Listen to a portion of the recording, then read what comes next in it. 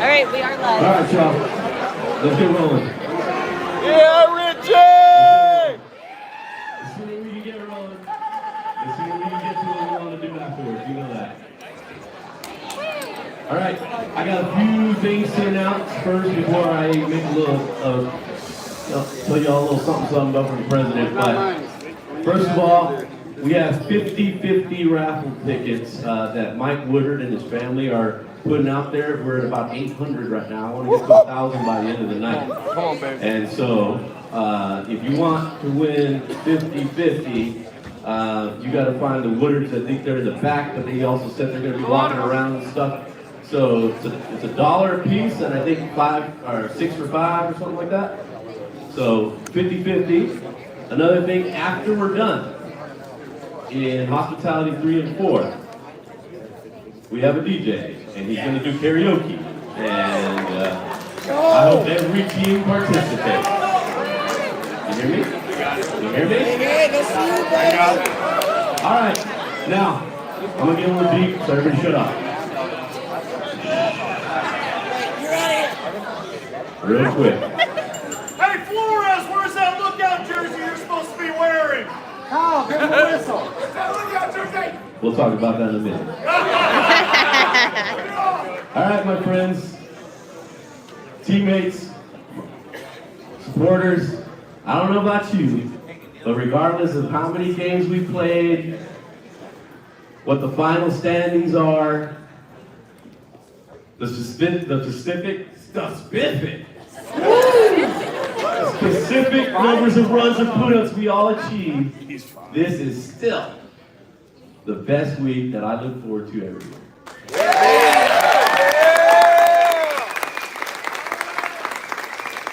This past week was more than games. It was a testament to what we can do together, guys and gals. We didn't just play, but we actually did something that demonstrated adaptive sports like nobody else. And feeling that passion and just being around you guys is so infectious, and I just appreciate y'all. Hey. As I reflect on my first year as president, the biggest takeaway I'm taking away is I'm still learning. And most of all, I'm learning because of you guys, and this journey has been incredible education, and I'm grateful. I'm grateful for every lesson. I want to express my deepest gratitude to the board of directors. These are my team. That's my team. I have a Bayou City Heat baseball team, but I also have a team on the board of directors, and those are the folks that are currently positively caring about the sustainability of our league, our game, your game. Their dedication is the bedrock of our success, and I'm just super grateful for every board member that put time this year. Give it up.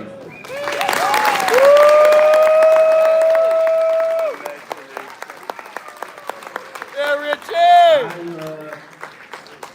I think we can get better at all the things that we're doing. I think we can keep growing. But I need every single one of you to start caring as much as these 16 board members. Yeah.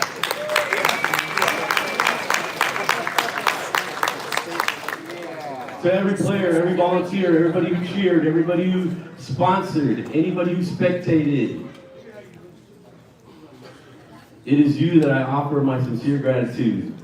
You're the reason why my body is sore, but my heart is full. And thank you so much for every one of you who brought your heart to this game this week.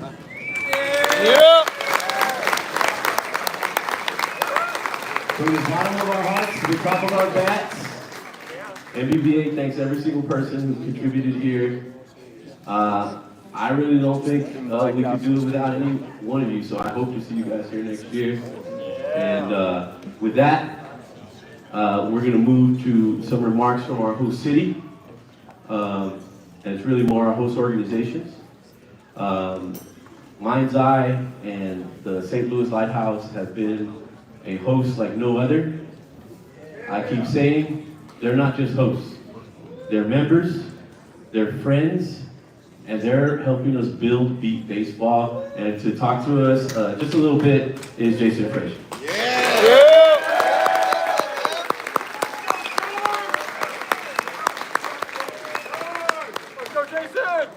I'm not going to keep you too long because I'm ready to see people making the fool of themselves during karaoke later on. Yeah, buddy! Gotta start it off, Jason.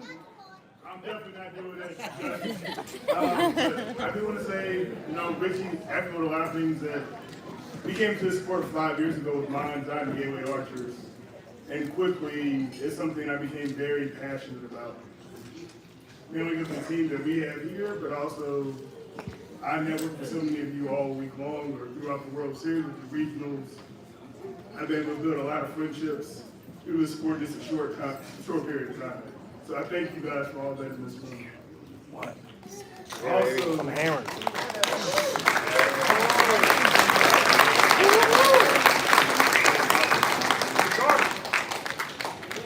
I want to thank everybody, including the board of directors, especially Cassie Hopkins, for trusting us, not only last year, but with this unprecedented thing we had to go through this year, and trusting us to make sure this worked out and you guys been able to play games all week long. Thank you guys, the board of directors. Thank you, especially Cassie, for the hard work you put into this. I appreciate it.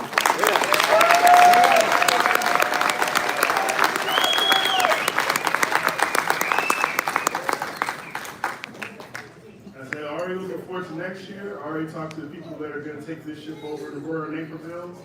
They're going to do a heck of a job. I'm going to try to help them out any way I can. So we'll look forward to, we got about, 365 days plus until we convene again at the World Series. Mind's Eye, even though we're not hosting the World Series, we're still going to be a part of this sport. We'll always support the Gateway Archers. We have the Ultimate Meatball Tournament coming up here in October. We'll be talking about, and some of you'll know, if you're going to or be invited to the event before the night's end. Las Vegas next year, again. And also, David Sanchez, am I good to say this? Yes, sir. Puerto Rico next year as well. So, Yeah, baby!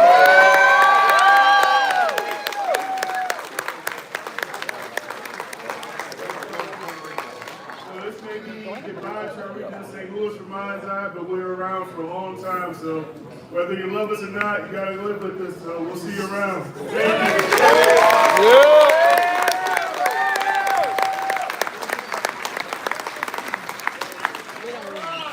If anybody was listening to the YouTube earlier, y'all know I beat him to that scoop. I already said Mind's Eye was going to Puerto Rico earlier in the championship game. So Big Noise always got you first.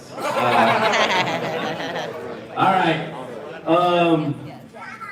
Every time we start our World Series, we start with some words from someone that I really appreciate and who has a big heart and a really good mind.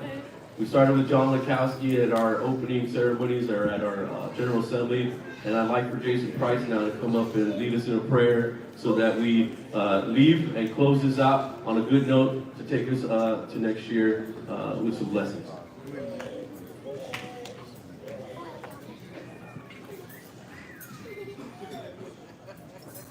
You can bow your heads.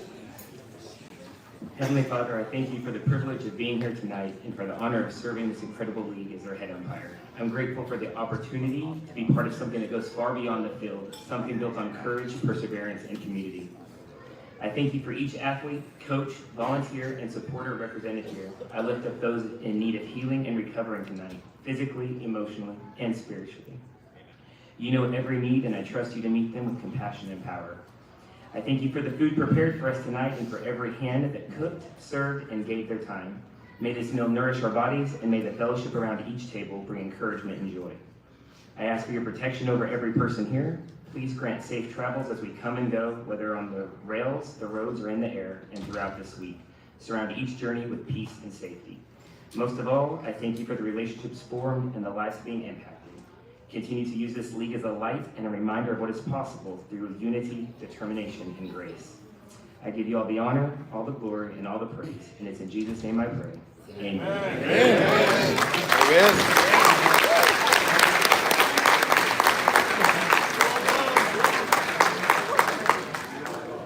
All right, well, we're gonna eat. So food's gonna be served soon. I'll give you all about 15 minutes to get that all served, and then we're gonna get the whole show on the road that, you know, what you all are waiting for.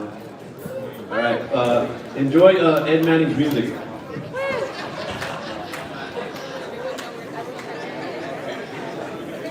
Man, I'm gonna do about 9 more beers. If I know how to turn it on.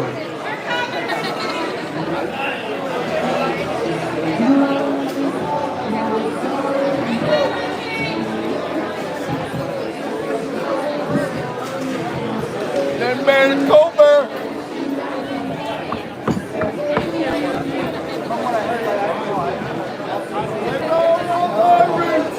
I showed up in mine. Black side. Yeah, I'm up hot. They got me real loose. Hold on.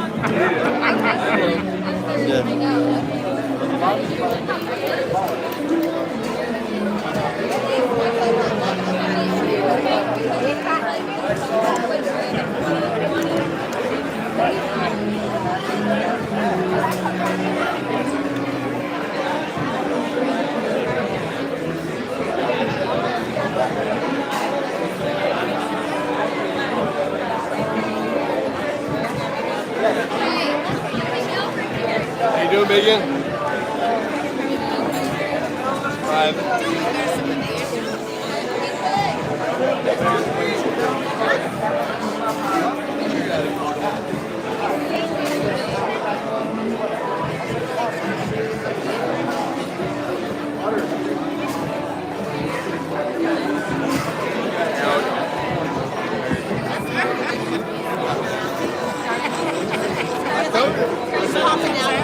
Oh, that's cool. It's like surface beach. Oh, it was. It almost is though.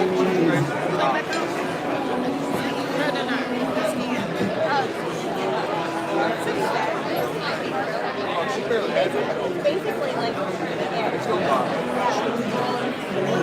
I know. Hey, So crazy. what's up? As the clouds are flowing, people need to be able to hear each other.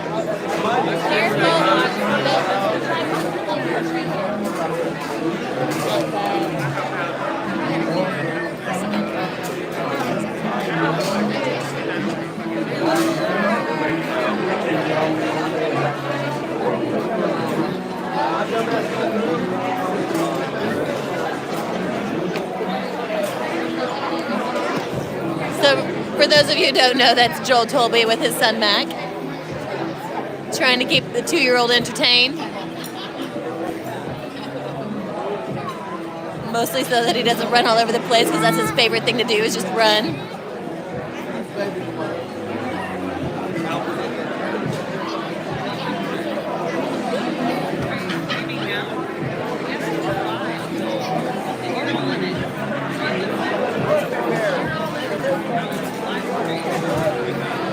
That's what the pool was.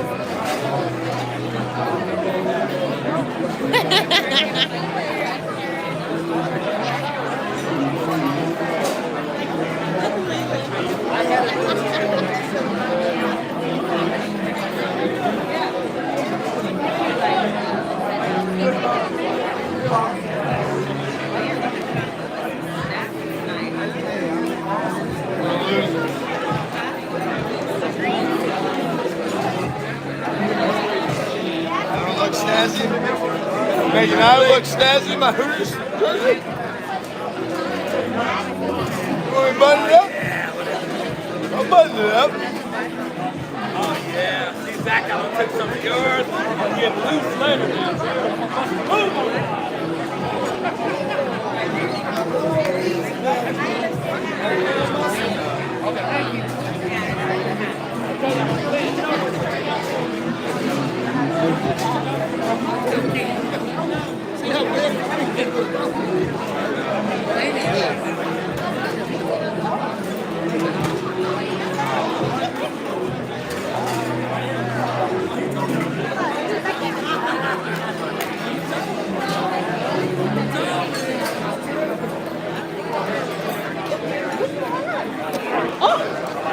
Hey. No, no. Look at the cow. Oh shit. You ain't got no soul. You gonna start that moving on it, whatever. Yeah, oh yeah.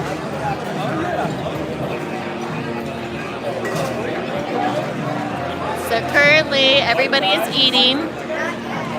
We're just now digging in for dinner. As soon as dinner is done, we will be giving out all the awards. Hat, no hat.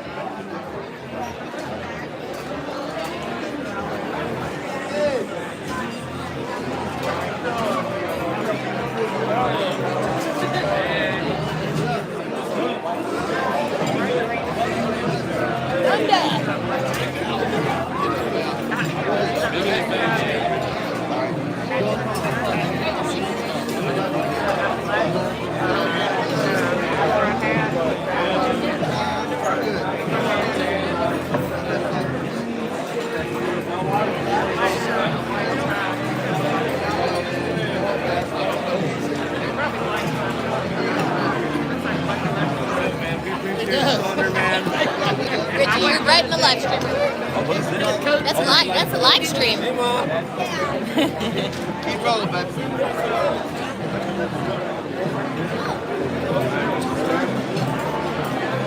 One its own. I agree with you. Well.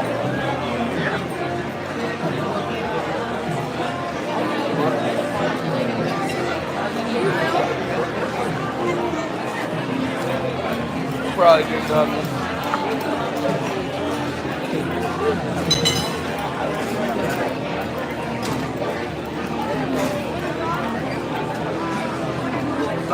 Not to buy 6 more beer. But they mean. Allegedly. What's that? Alright.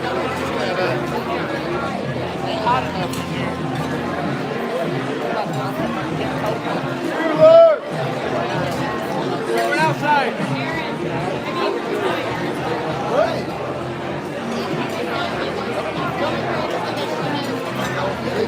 What's up? How you guys doing it on the brewskis? Good? I think I'm going to the room. Miller. Oh, I got you. Nice. It's only 6 7 at a time. That's how it works. After that, Banquet said, absolutely not. You said what? I said, can I get $6? Do you have a bucket scoop? No. I just brought the cooler down. I'm beat shit for that. I get it. That's fine. They said no alcohol on alcohol, so like, probably not a good idea. No, I get it. Put next to the team, but I said, no, that's right. you got the word this morning. I didn't know it's an asshole for asking for a bucket. Boy, you're always an asshole. Cold beer is not. Joel said you're always an asshole. Warm up. You guys are at the fun table. Oh, Tom, hey. He's saying there's some bread. He's not You know what kind of sauce this is on top of the chicken? He's got the 3x501. I have a gluten allergy. Do you know if it's gluten free? Careful, careful, look. Okay, thank you.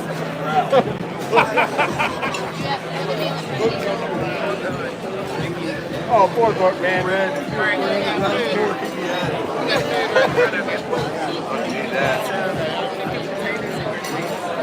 There you go, big guy. I'm good, man. I'm so full. That'll come up.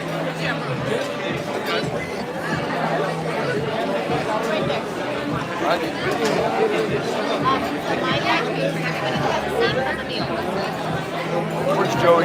Give The Joey. meal will be for you. It is gluten-free. Perfect. Thank you.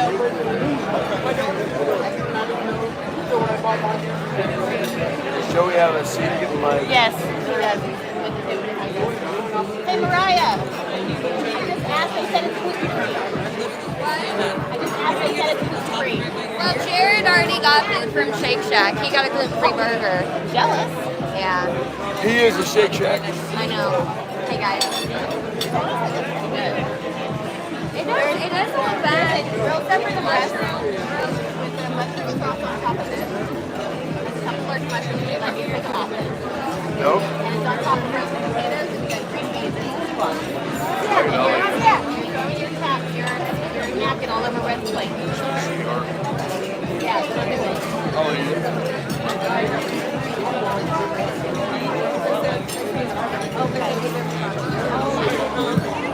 So today's meal, guys, is a chicken breast, roasted potatoes, green beans. That's what everybody's eating right now as we wait for the awards to start.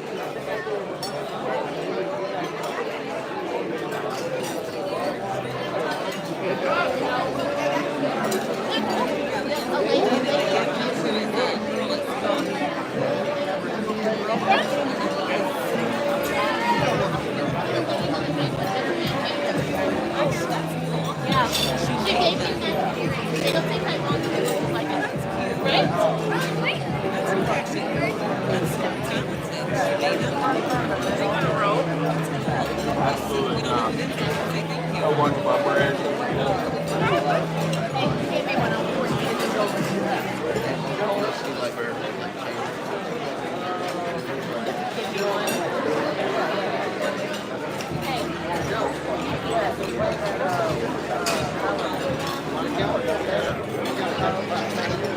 She's no fun, Joel.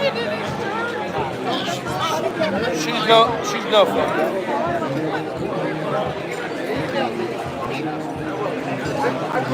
Wow, Joel. Wow. What a jerk.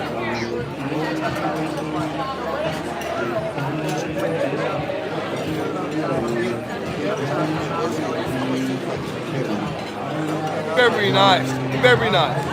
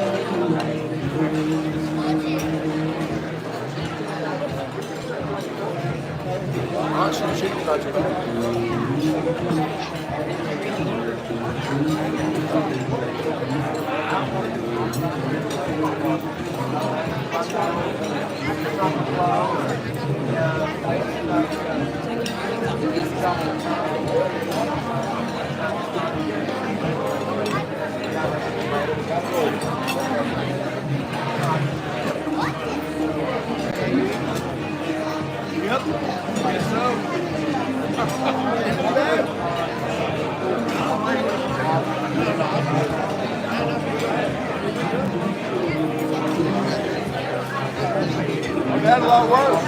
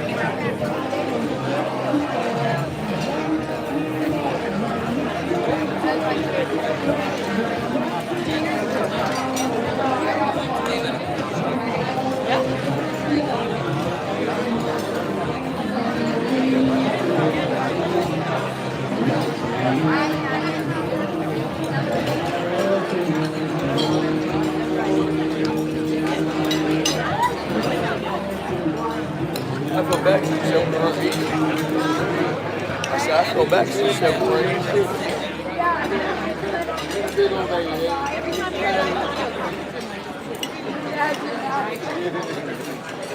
Ain't too bad.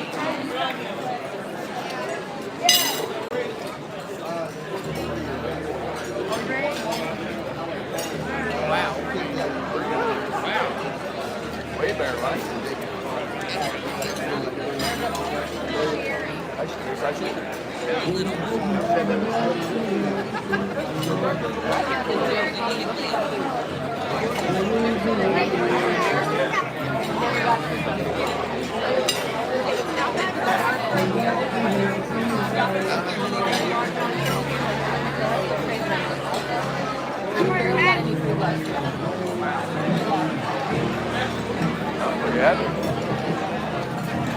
Crazy. I guess I'll drink all this beer by myself. You don't have any left. I got one. What up, Joe? 6 more cold beer. What? What did I do? Hi.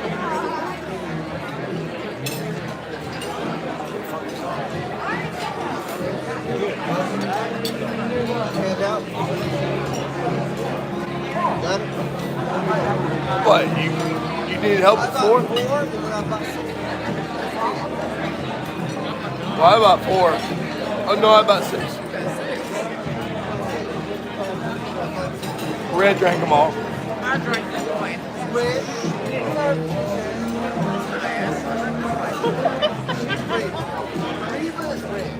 That's right. Don't mess with Red.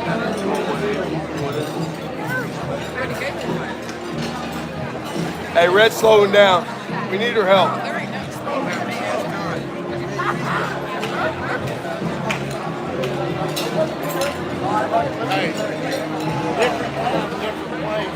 That's God.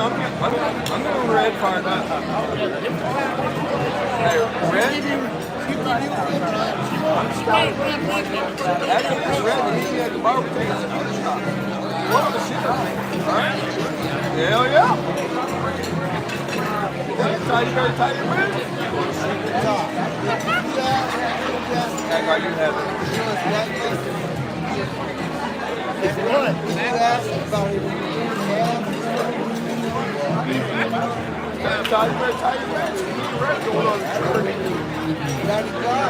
I hope you have back. How's that?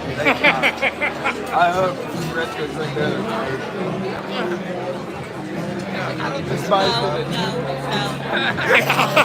3 months ago.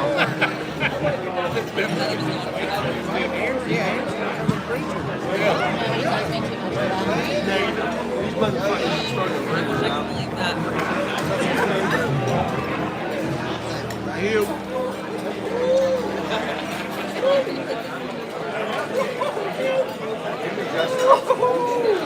Next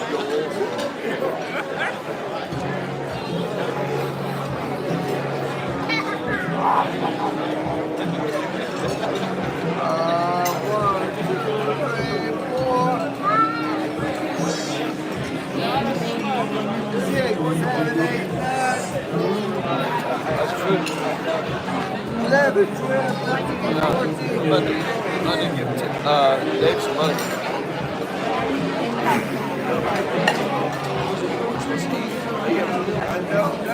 I ain't got no money. 16, 17, 18, 19. 20!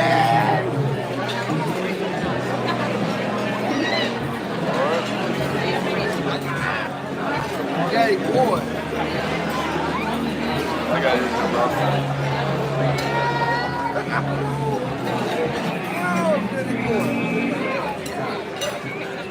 We're going to come up here soon.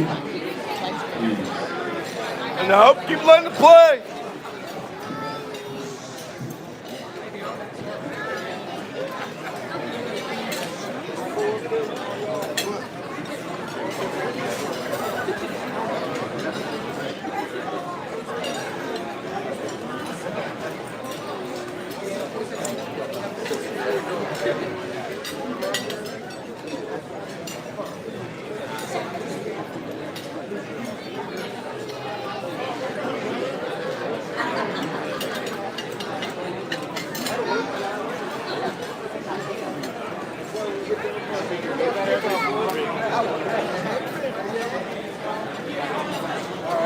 Hey, Richie! Talk about those rankings. About Oklahoma, Richie.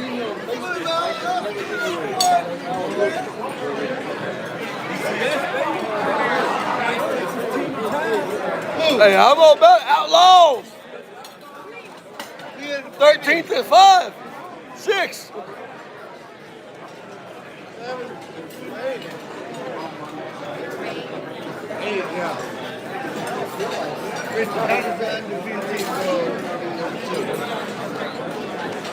Hey, 12-run rule. What's the say? FAFO, baby.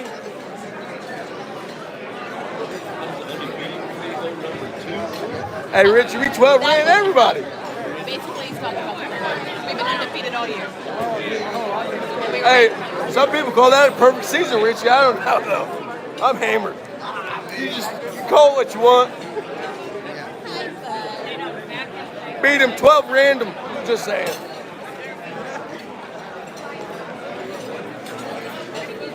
To put him in the 12-run rule twice. Don't worry about me. Hey, Cleveland, is Kevin here? Is he coming?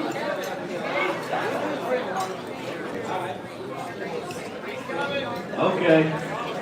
This is earlier than we usually start, Kevin, but I'm a different president, all right, buddy? I'm sorry, man. We're going to start before 8, and we're going to end before 8:30, okay? There you go.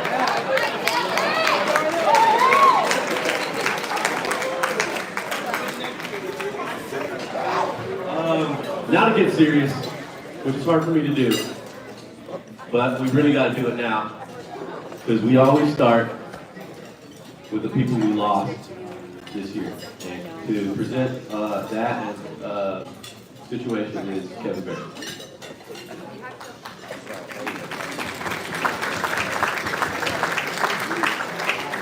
Thank you, Mr. President.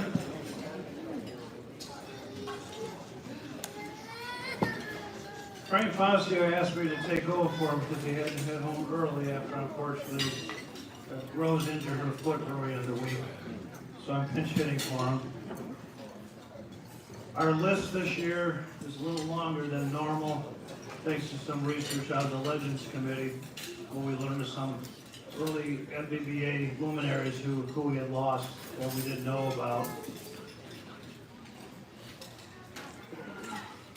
First off, Cindy Jackson, June 5th, 2007, Kansas All-Stars.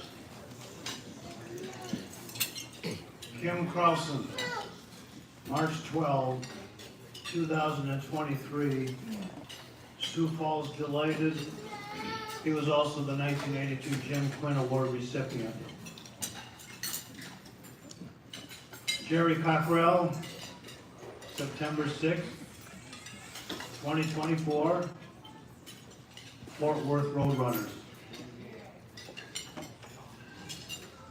Bruce Stewart, September 8th, 2024, Indianapolis Thunder, and a longtime NBBA volunteer.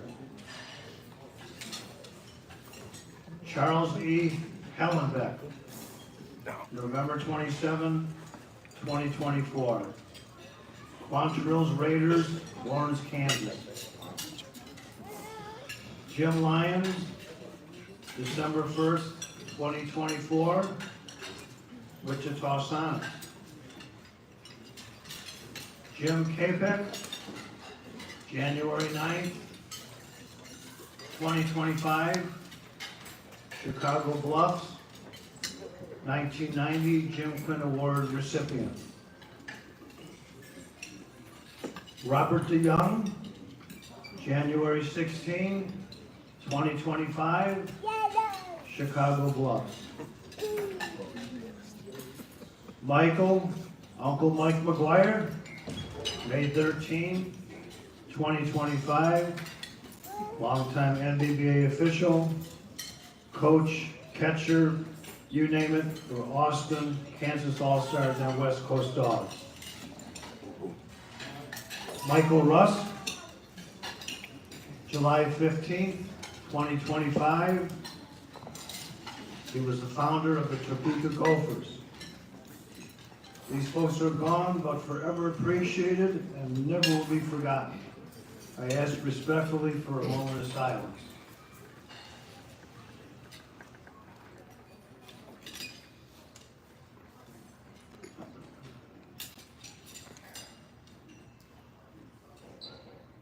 May they rest in peace. Thank you.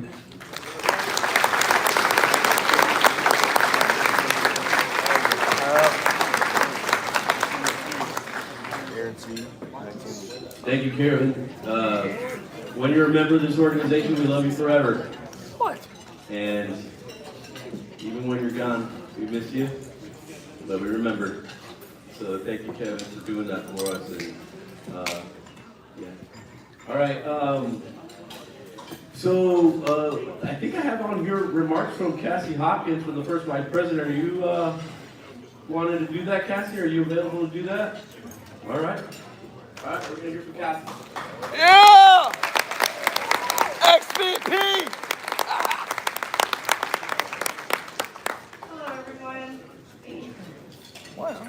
It's been a wonderful week. I know we've dealt with a little bit of crazy, unprecedented heat, shifting games, all that good stuff, but I'm happy to say that we were able to successfully complete the week. We played every game. We got it in, even if we were a little tired or a little hot. But I thank you so much for your willingness to be flexible so that we could have an awesome World Series. Thank you, guys.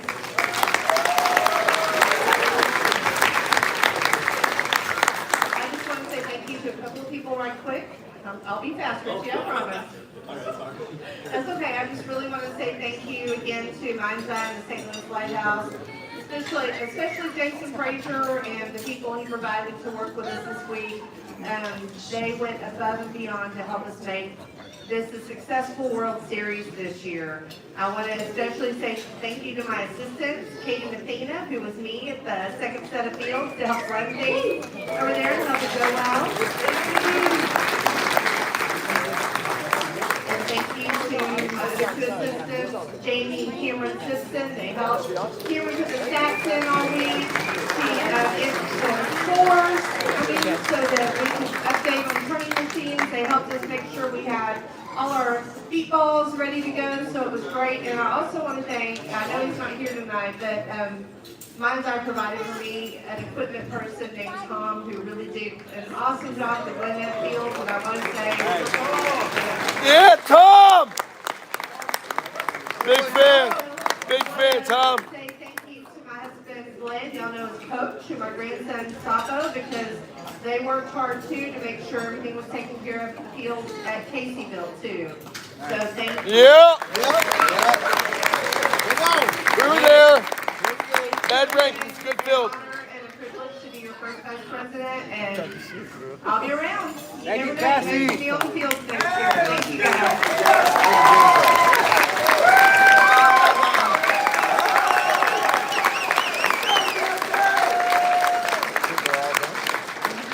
Cassie has done it all. When we go to Tyler, she's the head umpire over there. So how many of y'all think we need some more umpires in this league? Maybe Cassie can do it. Cassie can do it. Cassie can do everything. All right. Next is our Quinn Award. And it's one of our highest given awards annually at this celebration. Usually to present that are the past winner and of course Kathy Quinn, who's part of the family. So Kathy and our past winner, I believe, was Leah Michaels. Come up. Yeah, Leah!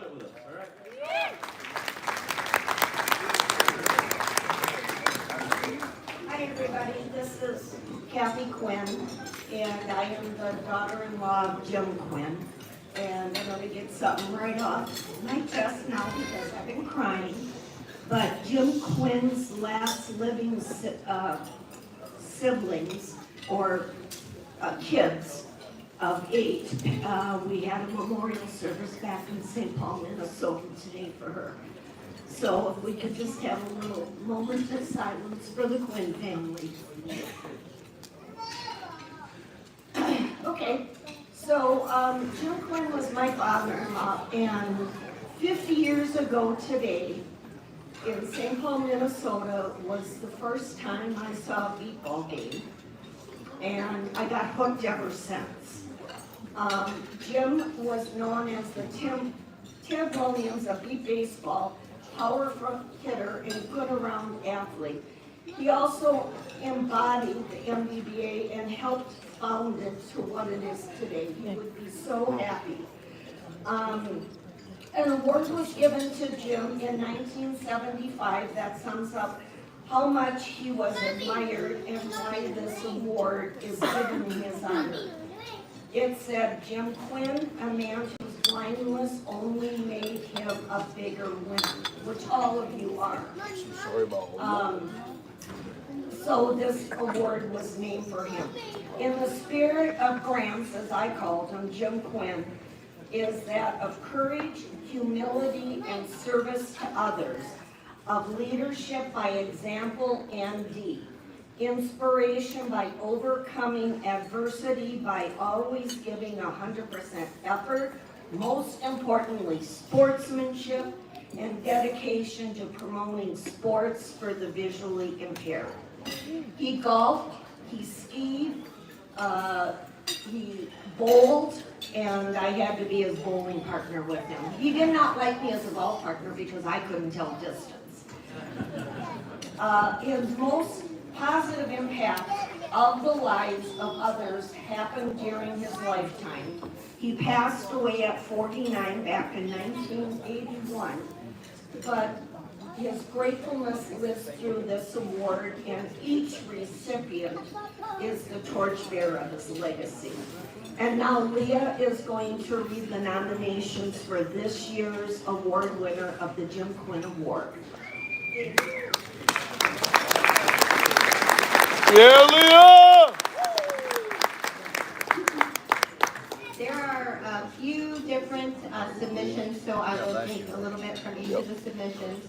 The first person wrote, this person's a person who is always someone I can call a friend. This person works tirelessly with the team on and off the field. When this person is not overseeing defensive drills in or around the batting cage, they are working on developing running drills and spending countless hours on making sure the team has what they need, from equipment to preparing fields for practice. Under this person's training, I learned how to become a top defender. I expected to complete drills just as faster than other people on the team. This person never doubted me and always believed in me and my capabilities. Whatever goal I wanted to reach in beat baseball, this person made sure I was pushing myself to be my best. The next person said, for years this person has gone out of state to help other teams develop and grow. One of these teams was the beat baseball team from Columbus, Georgia. This person had a firm belief in hardworking, homegrown athletes and teams.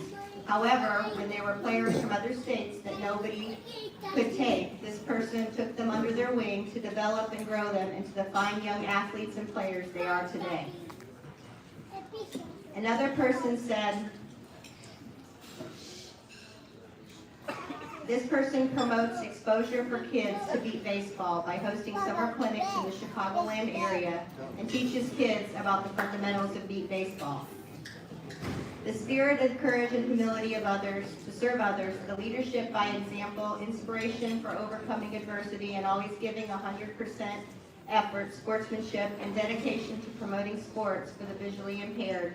This person represents all of these qualities and more. I'm happy to call him a good friend. I feel that there is nobody more deserving of this award. This year's recipient also said, I was totally taken back and completely honored with this, and said I'm completely honored to receive this award. This award I'd like to present to someone who is, are you there? I didn't see you there. I'd like to present the 2025 Jim Quinn Award to past coach and the heart of the Chicago Comets, JT Hertzog.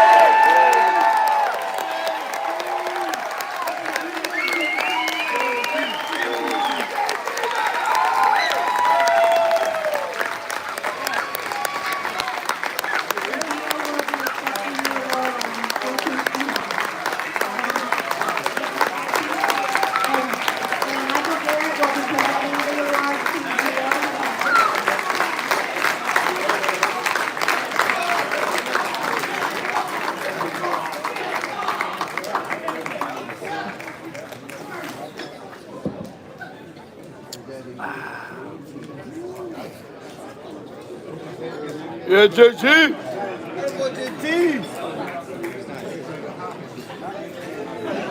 This side, this side, this side.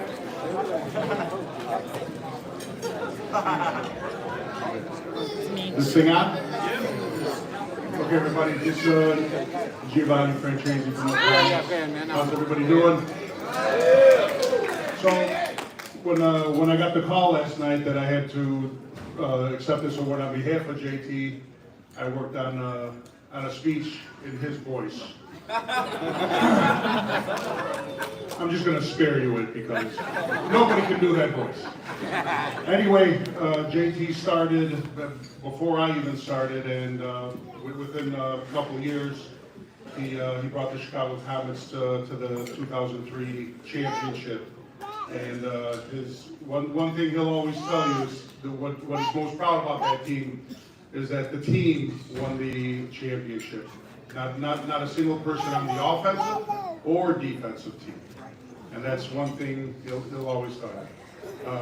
Just like the nomination said, he dedicated himself to the game. All right, he countless hours. I couldn't tell you the amount of things he's done on and off the baseball field and for the Chicago Comets to bring them where they are today. So just it's my honor and my privilege to accept this award on behalf of JT Herzog, one of the best my baseball partner throughout my career. Thank you very much.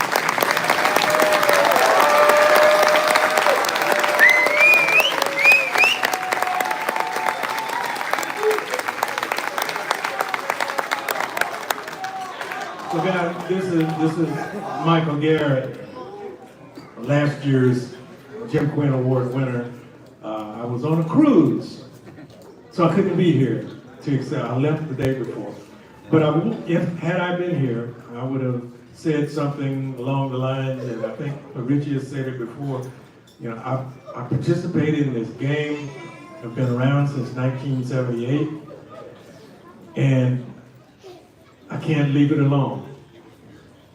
The game, you guys, everything I do is for the betterment of beat baseball and for the betterment of the people who participate. So, and when I was president, I used to say all the time, this is more than just a game, and it truly is. So I encourage you to keep playing, keep loving each other, keep supporting each other, and keep coming back every year.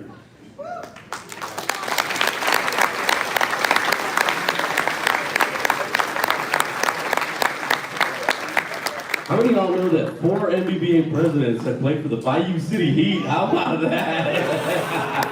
Woo! They still finished ninth. Good job. Number 9.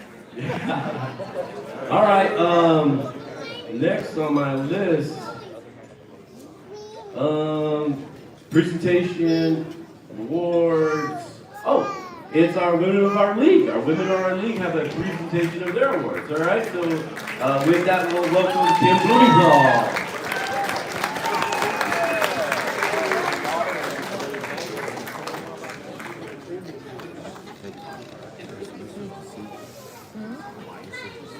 Good evening, guys and gals. So I know you're all excited to find out who won the basket, but let's first talk about the Wool Game. This year's Wool Game had 28 women participating.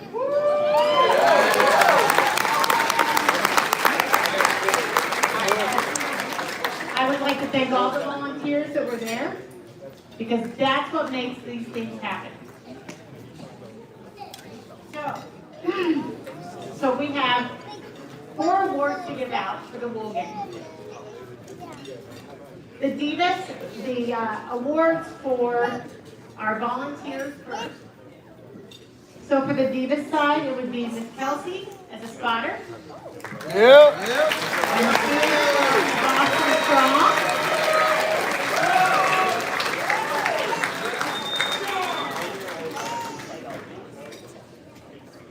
And then we have Miss Bree for the bombshell side.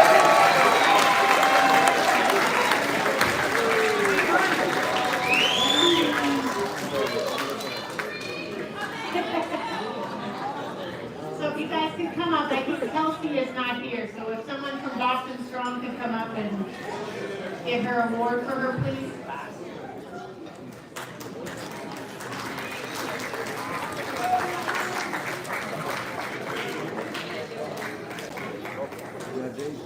Now let's talk about our school. The game was 4-1.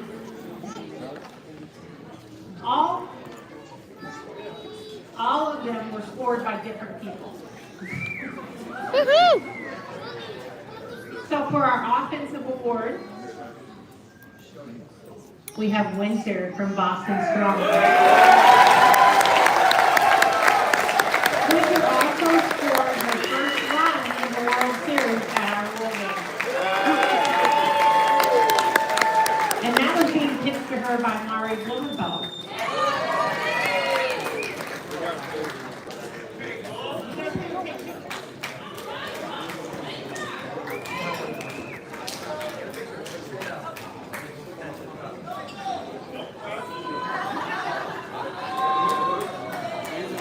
Great job, Winter.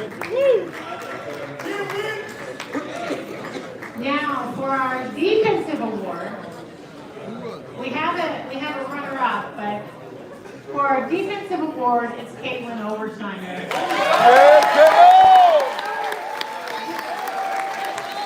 We were rotating. We had 21 girls on the defense team. We were rotating in and out, and she still got 5 put-ups. You KO!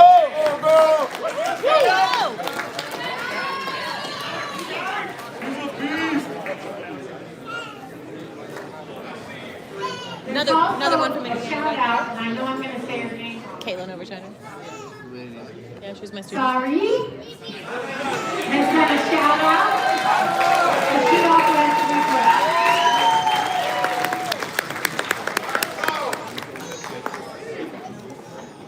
out. Okay, this year, we had 8 participants turn in wool grant form. That's huge.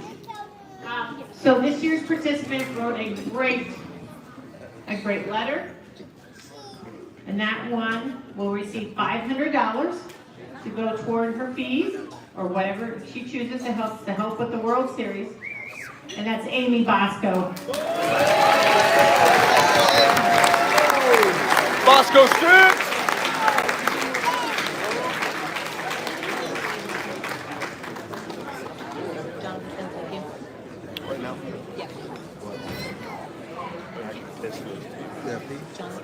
Amy, we'll get your check from John. John Kelsey.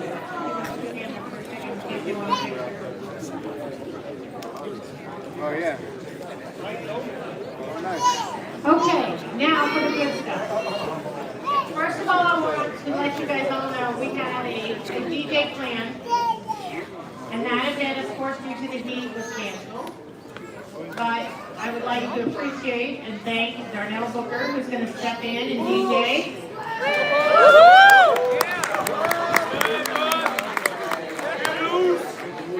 But we also have our lottery, our raffle tickets, but I want to thank Vivi from the Taiwan team for drawing them. So everybody get your tickets out. For the movie basket, the ticket number is 278067. They're pink colored tickets. 278067.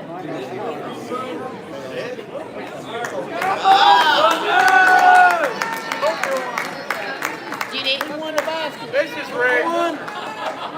Booker won. Nope. Oh my gosh, it's Darnell Booker.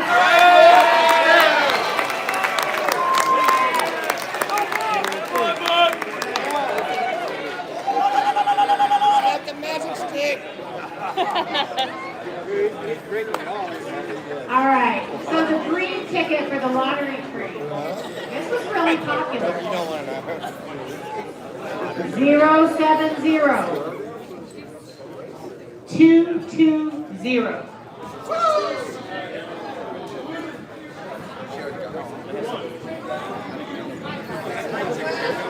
Green ticket.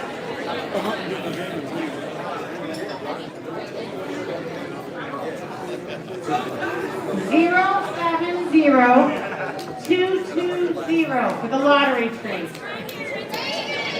Oh, Raven won from the Sirens.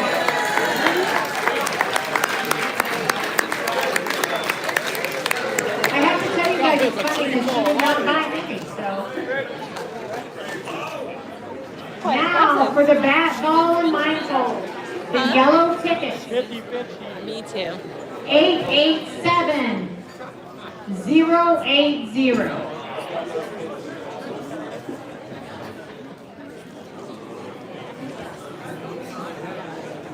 0, I'm sorry.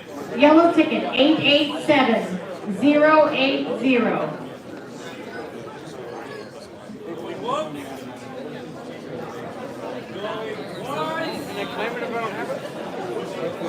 Not blown by anybody.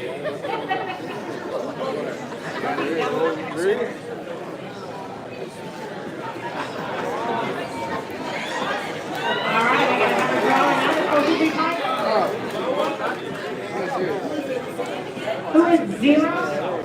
I'm sorry, 887080.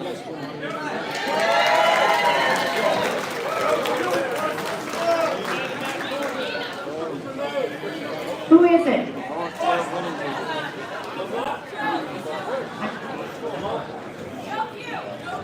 Joe Pugh from Boston. So just as a reminder, after this, we will go over to 3 and 4. We will have DJ over there. We will also have snacks and water and stuff like that. Come and have a good time.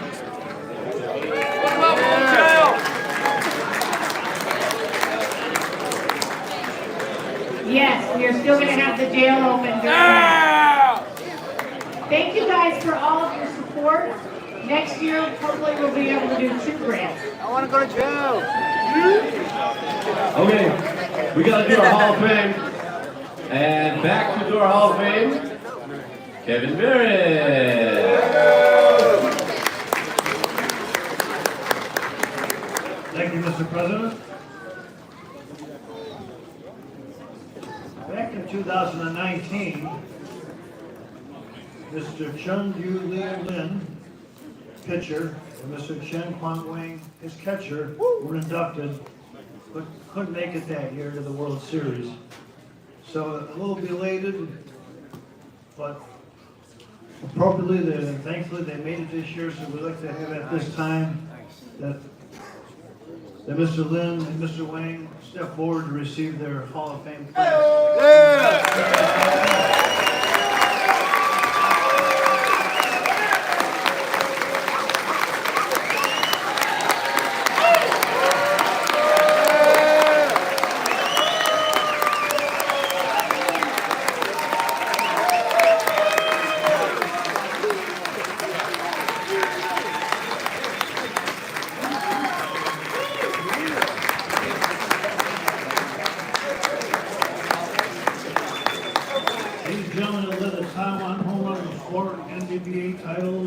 Participated in overall 9 NBA championships and won 4 top pitcher catcher awards.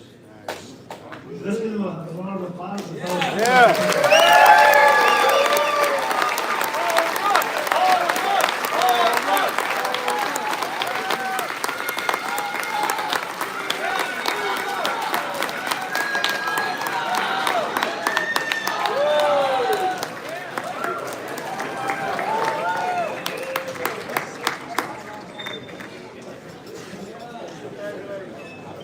Thank you, gentlemen, and congratulations once again.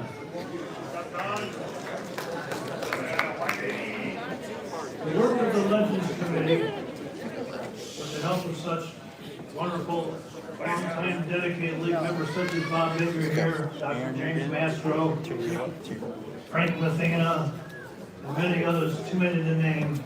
We've been doing a lot of research, and there's a part of the Hall of Fame that we haven't had a chance to tap into much in terms of people behind the scenes or the non-competitors, government volunteers that do a lot of the things that make us possible.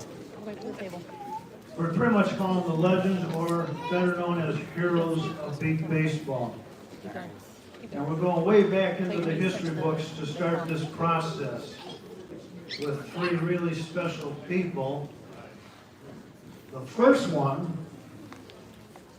is Kathy Ross. Yeah, Kathy! Jonathan would take me Was the wife of the late John Ross, who's one of the co-founders of the NBBA and the game of beat baseball that we play today. She was there in the very beginnings of the sport, helped with the famous Feeling Sport magazine, which chronicled all athletic endeavors connected to those who are blind and visually impaired that started in the mid-70s and really helped spread the word about and help our sport and the USABA sport and all other activities for the blind get publicized and grow. These folks did a lot of work to lay the foundation for our league, and it was long overdue that someone such as Kathy Ross be recognized.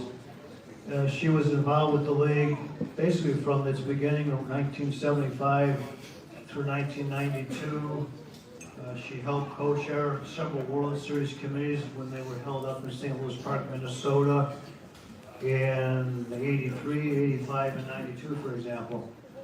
So we will make an effort to get this plaque to Kathy and her family during the off-season. Secondly, this is a real special one. But once again, this is another founder and definitely a hero of beat baseball and legend. Her moniker is best known as the mother of beat baseball, and that was Cora McKiernan. Yeah, Cora.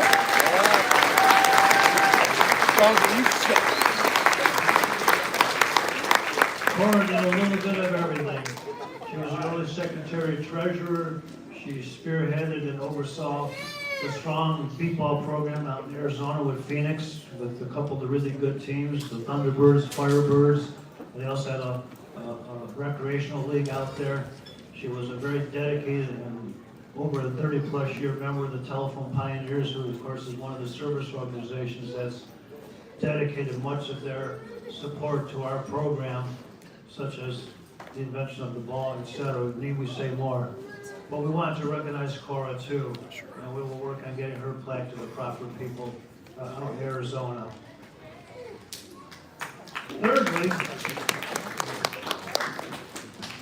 we did a lot of homework on this one, and it is definitely obvious that this was long overdue. This is a individual that has been involved in some level of support of this program from the team level to the national level, dating back to the late 1970s. This person's certificate, Legend Heroes of the Game, or beat baseball, this certificate is presented in recognition of exemplary service and outstanding achievements accomplished in the game of beat baseball as a team and NBBA level, and also as a scorekeeper. This individual is a member of beat baseball royalty. This is a very special family. They're all involved with the game on a variety of very important levels and have been for a long time. And it is my privilege and honor to bestow this induction to the Hall of Fame for none other than Karen Lekowski.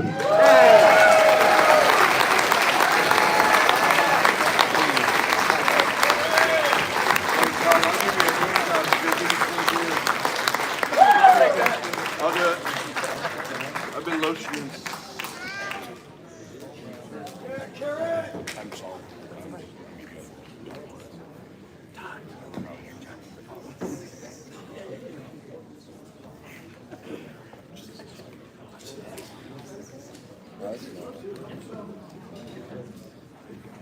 Well, I've been around for a long time. I love the sport, I love the people, I love the teams, I love everything about beat baseball. It's been a big part of our lives, and our whole family has participated from day one. Our youngest son was born into b-ball. He didn't have a choice back then. But I loved working with the team, and I just love you all so much, and I'm just amazed that I'm inducted. Anyway, thank you very much. I love you all.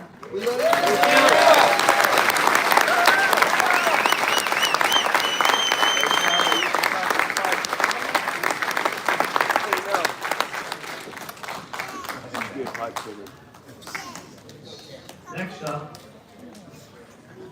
the research continued, and as we know, you can't play the game without officials. And we love our umpires, don't we? Yeah.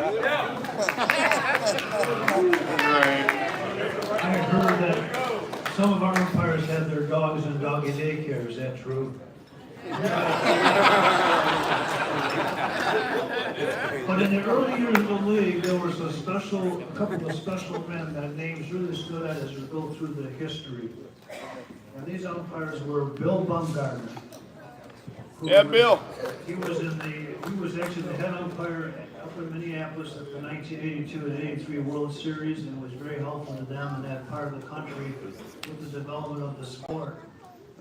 In those early years, in those early World Series, he was a very, very dedicated member of the organization, and spent from 1976 to 1985 helping our league out with our early tournaments, which in those early years, the World Series was an invitational tournament. So we're going to work on getting his plaque to the proper people, but we just felt that it was very important that we recognize him as we're trying to make sure that we preserve our history, teach our younger members about folks who dedicated their time and efforts well in the past that have made it possible for having a room full of folks like this tonight, which is really impressive. Next, I'll move on to another special umpire. With the help of our good friend and Hall of Fame pitcher, Frank Mathena, who also submitted a nomination letter, we are inducting umpire Billy F. Stapleton, who was very dedicated to beat baseball in Texas.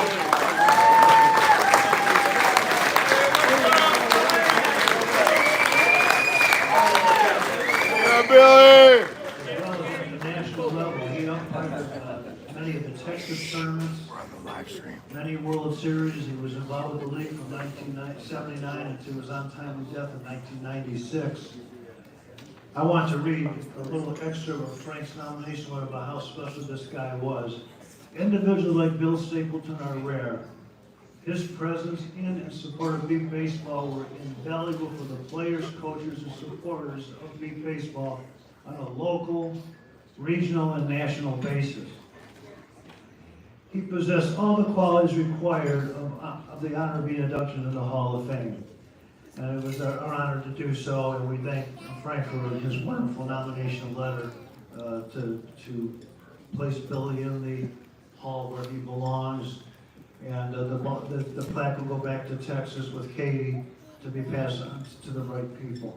And we thank the Matina family, of course, for helping us with this and all they do for this league. Yeah.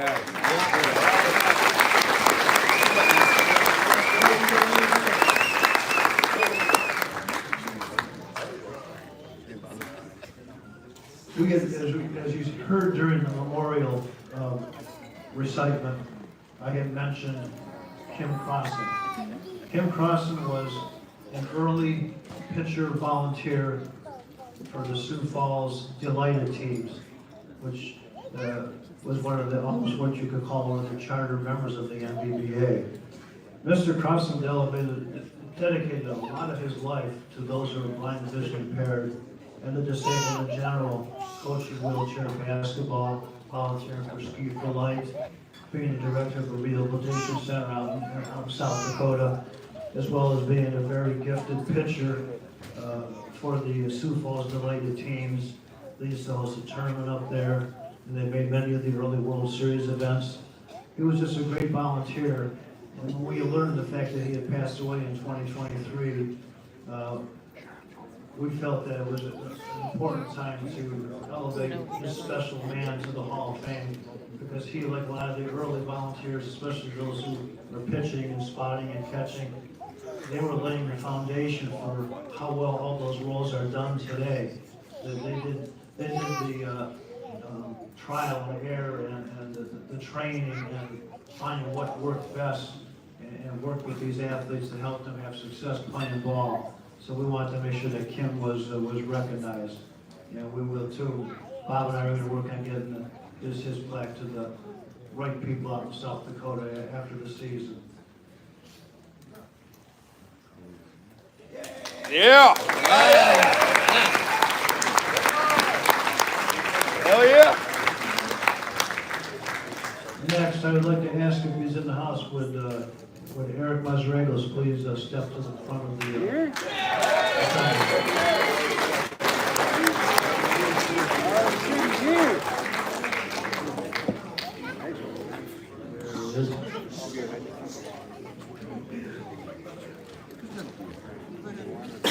This is a very special induction by the request of Hall of Fame pitcher Jared Woodard. Yeah, Jared! He's got the right as a pitcher to select his top catchers to go into the Hall of Fame with him. And he had an extra slot that I think he was saving for this, but he had asked that Uncle Mike be added as one of his top catchers of all time to go in the Hall of Fame.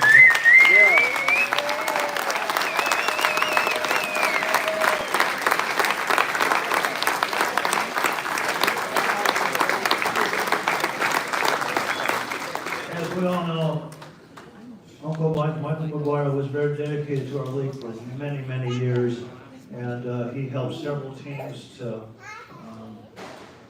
high performance and success, and many times helped as an official. I fondly remember working with him as a volunteer, umpiring with him or helping him in Stockton back in 2009, which is when I really got to know him. I spent the week with him working at his field as his base operator.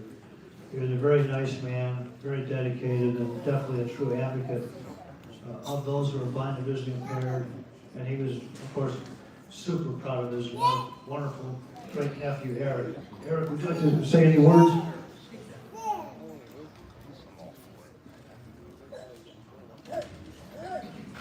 Thank you, Kevin. Appreciate that.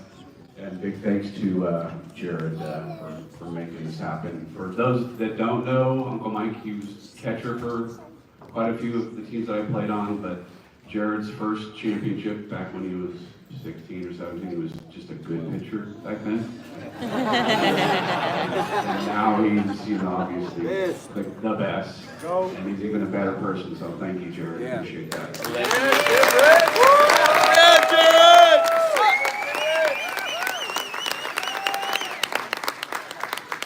So, see if I can hold it together tonight.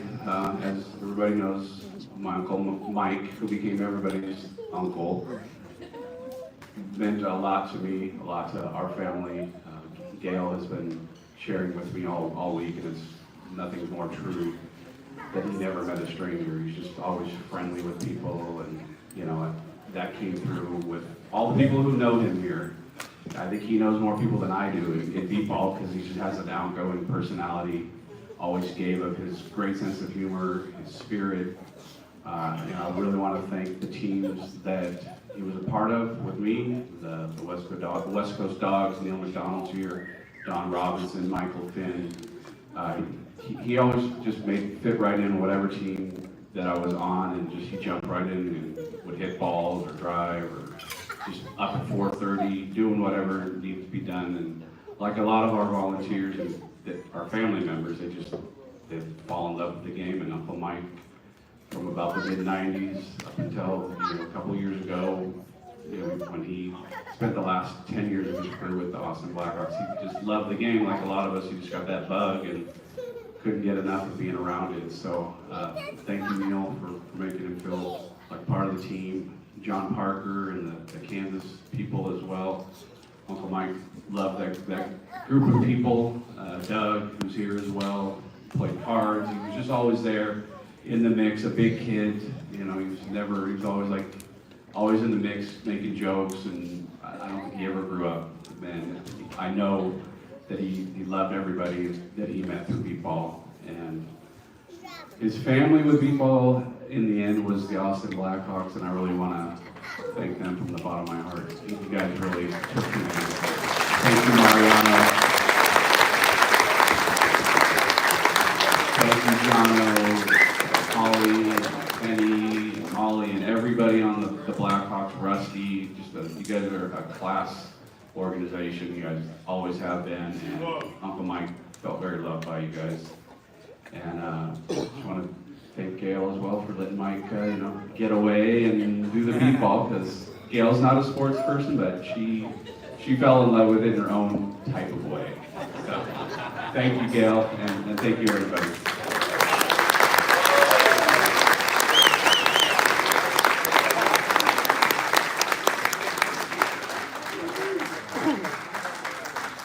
Thank you, Eric. Very well done, very well said. Okay, this game is all about the players, and we are honored to induct 3 players tonight into the NBA Hall of Fame class of 2025. 2 of them were selected back in 2006 as members of the best top 30 players of the first 30 years, 1976 to 2006. And the first of those was an early player who also, through some research, we dug up a couple of all-star awards that were missing.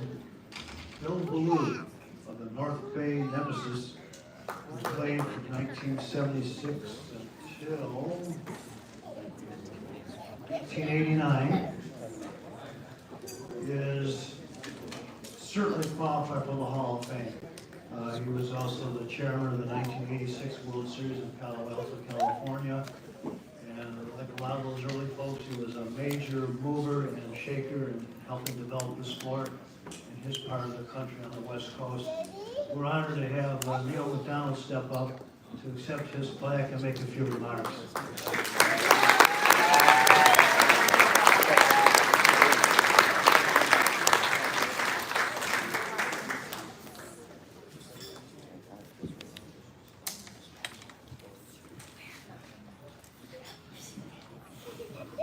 Well, my boy E-Dog could get through as strong as he did. I guess I could step up. So a few words from Bill, and then also some of my own thoughts. But Bill wanted to thank, he had a long list, but Kevin said I had to cut it down a little bit. So a couple real important ones, Vernon Smith and Ron Yee. They were already doing beatball in the mid-70s before the MVPA started. They're 2 members of the well-known Dirty Dozen that all collaborated to make the league what it is now, and also Chris Bethard, who helped him start the North Bay Nemesis, one of the best teams in the 90s. They finished 3rd in 1986. That was their highest finish. Something Bill asked me to share is, I guess, most important to him is how this game made him feel like a kid again. He was in his 30s when he found beatball. I know there's a lot of people that relate to that here tonight. He already had 2 kids. He was working at Bank of America, and he just figured, he was just going to grow old doing what he was doing. And all of a sudden, he found the sport, beat baseball, and became one of the game's best players. He loves sports, and his favorite sport has always been baseball.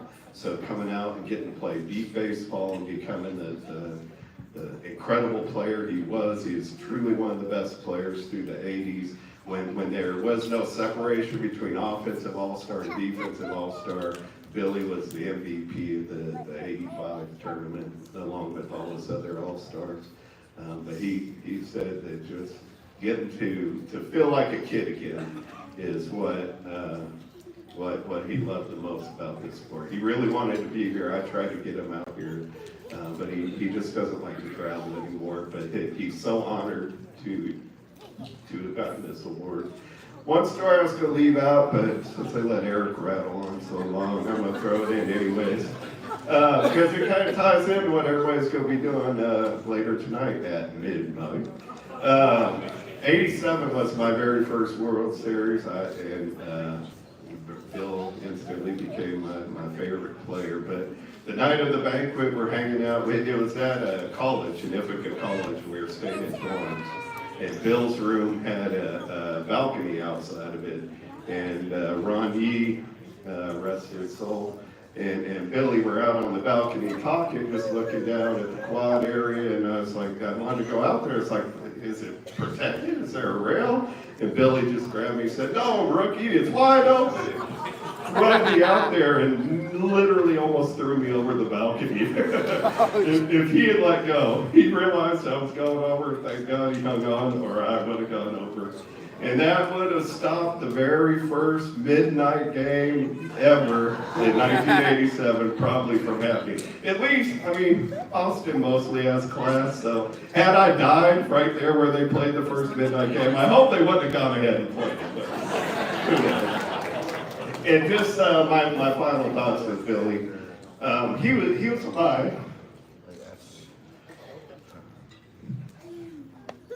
He was definitely my mentor in this game.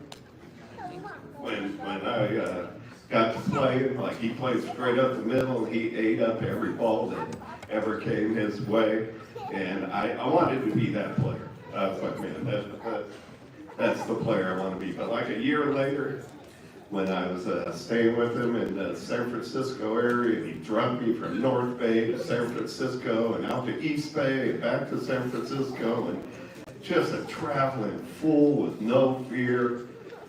I realized I wanted to be that blind person that he was. You know, this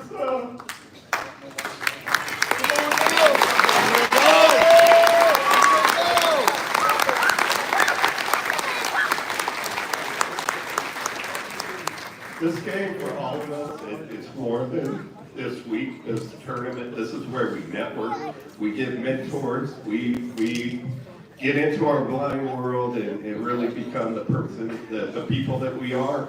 It has a lot to do with it, and that was Billy Blue for me. So thank you.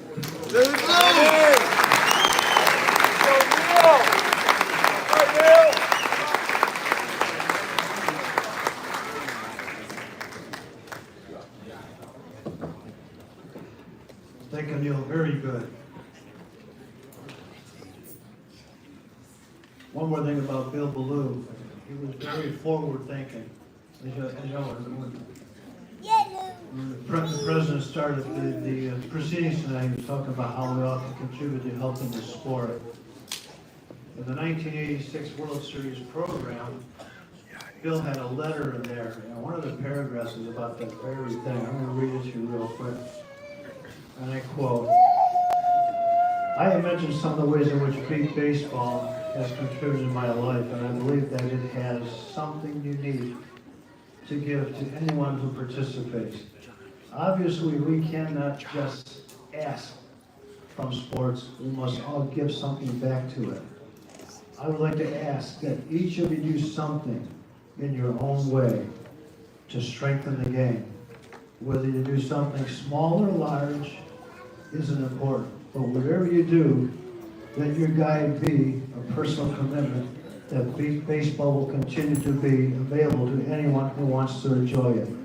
Thank you, Bill Ballou. And that was 39 years ago.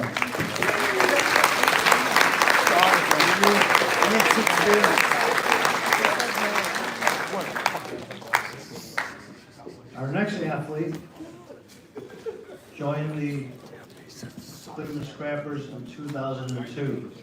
He came out as an observer when we were hosting the 2001 World Series as a guest of the Scrappers in the Cleveland Sight Center.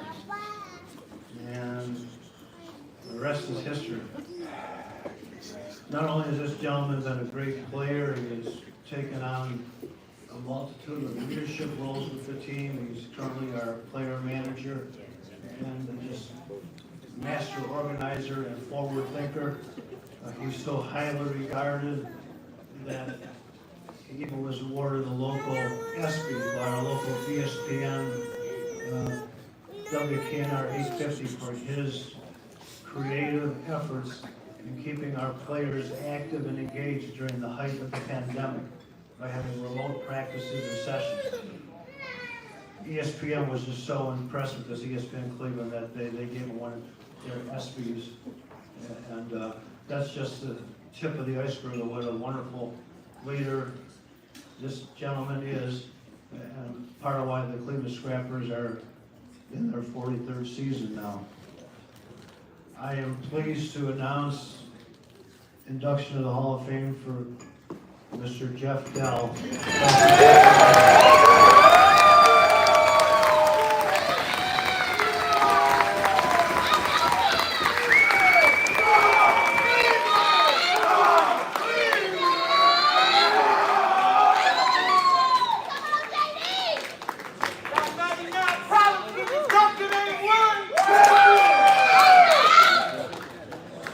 He was on my fantasy team.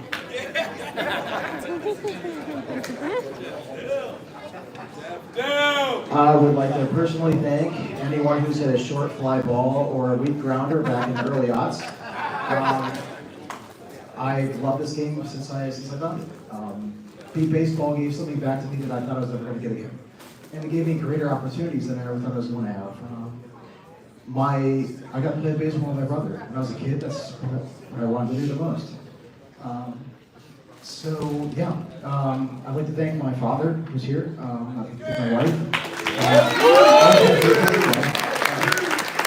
and my team. I absolutely love my team. Also, specific people on my team, of course, Marty Skutnik, Leonard Williams are no longer with us. Also, Wilbur Turner, who wasn't able to make it this week. And especially Kevin Barrett, who's been one heck of a mentor and just an amazing role model for all of us. Thank you.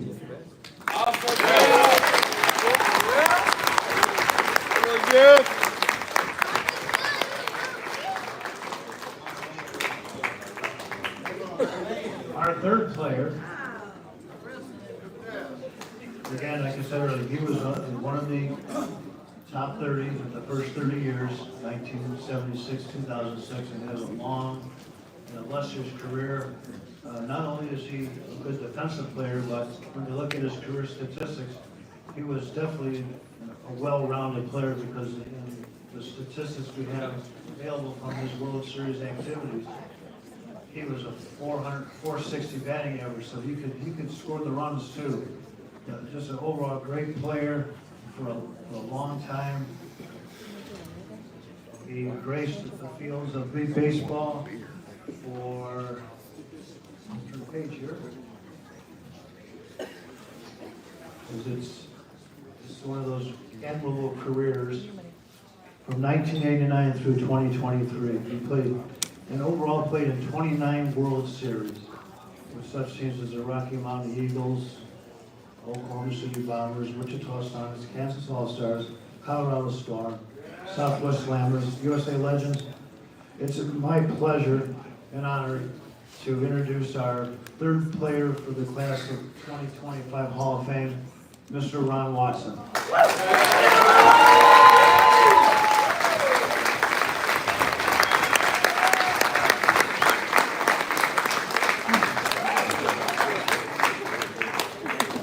Amazing. I want to thank Johnny Walker, Janet Leonard, Steve Lyles, Bob Bigger, all you meatballs I played with, all those coaches, teachers. You're my family. Thank you.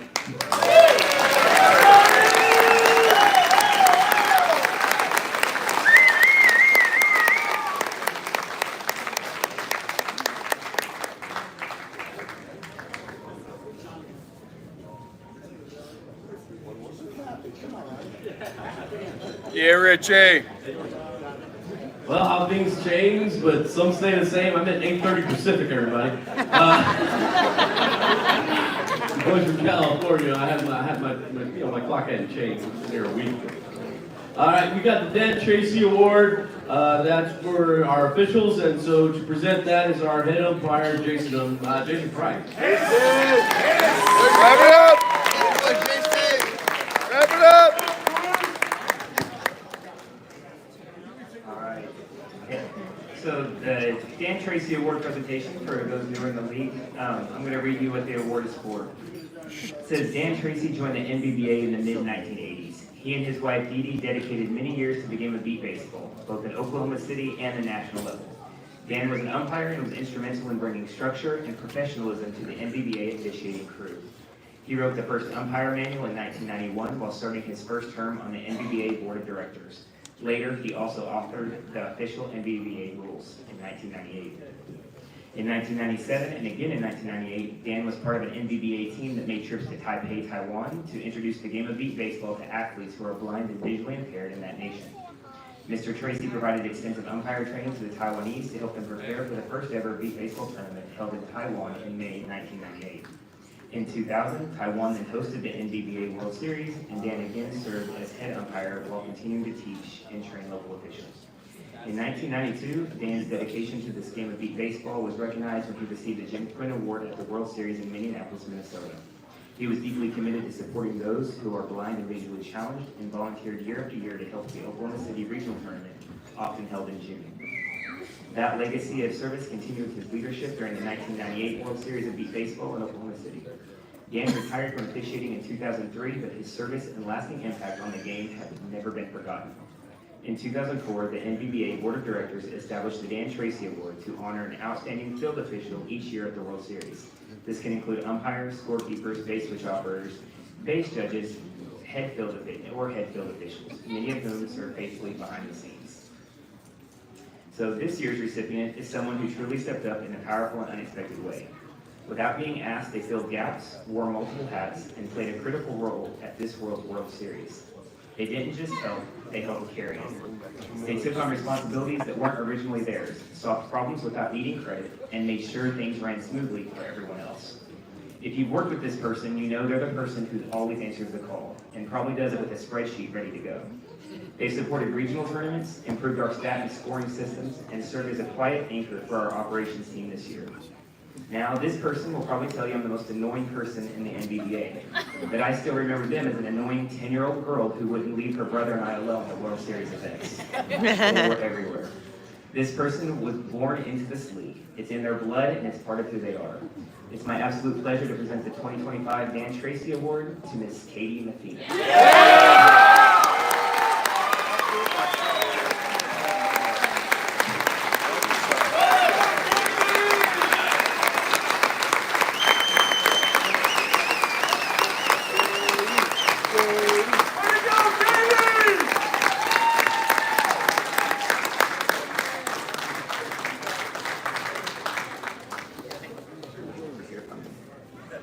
Let's go, Katie. Yeah. Thank you for this honor. Speechless, I don't know what to say. Besides our family, I know the Mathena family, we've been in this, I was born in this. Thank you to Rusty. But I don't know what else to say, but thank you guys. Thank you.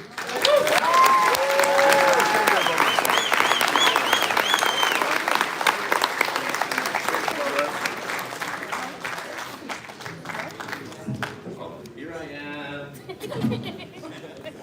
Okay, now for the good stuff. What everybody's been waiting for. Our Sportsmanship Award!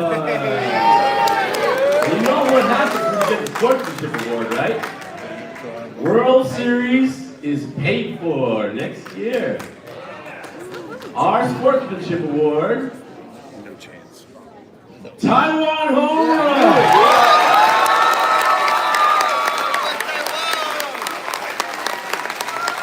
Somebody just come up and take a picture with Taiwan.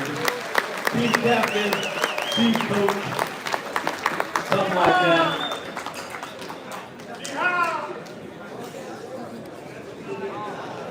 We don't really have anything to present you other than you can come back for free!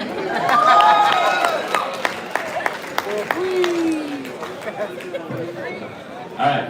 They're making their way up, Richard. They're making their way up. Thank you.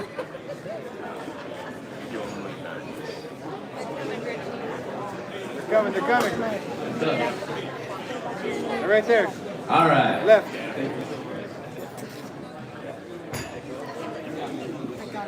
Oh, great. To get out. All right, guys, looking good.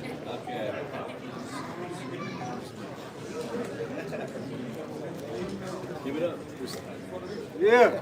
Thank you. All right, thank you. Yeah. Rookies of the year, 32 rookies. Oh, that was the same as last year. That's awesome. We got 2 male rookies. We got an offense and defense. Wolf Liang from Taiwan, home run.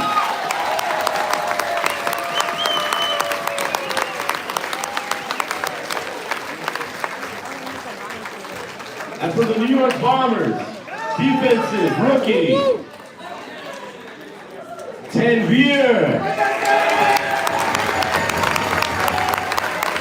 Amen. Come on.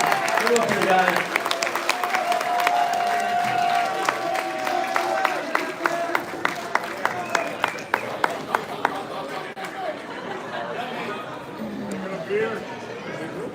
Yep. Got beer. I'm good. We have a female volunteer. Sorry, a female rookie. 1 for offense. From the Bayou City Heat. From Puerto Rico. Raisa. And another 2 runs scored. 2 for 3. Better than Richie Florida.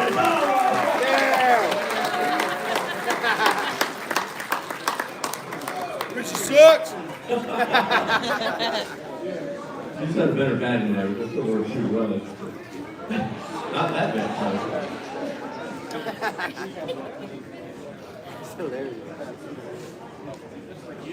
Are we coming up or people are we moving up? What are we doing? They're sitting back down. No? We keep going? Yeah. All right, we keep going. All right, just some announcements, shout outs here. You don't have to come up. But we had some home runs and some double plays. Allegedly. We had 4 home runs. Woohoo! Dustin, you were going to hit another one. Kyle Lewis hit another one. Zach Mueller hit his first. And the man that has been predicting it all year, the St. Louis Slugger, Zion. Yeah, baby!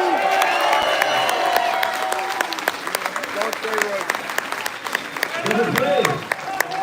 Another play from my alma mater, Texas A&M University, the BCS Outlaws. Mr. Alex Quinn made a double play. He's on my this week. All right. Where are we at now? Pitcher. Catcher. Y'all have a guess? Thunder! Mr. Jerry Woodard and Darnell Booker, get your butts up here.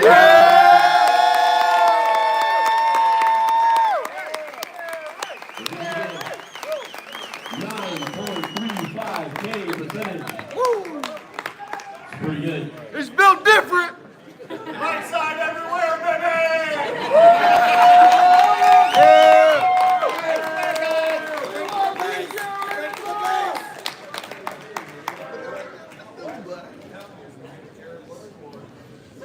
Three levels, right everywhere. Move the puppies! Back down! Back pocket. That's the new one. Move the puppies! We're good? All right. Spotter Awards. I bet nobody can guess this one. With a 63.64 percentage. The hometown team Gateway. Archer.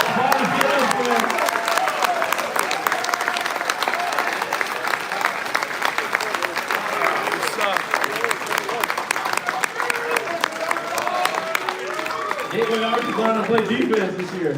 Yeah, Shay. Yeah, Shay. But he's still learning. You got it. You can ask how you get around this thing.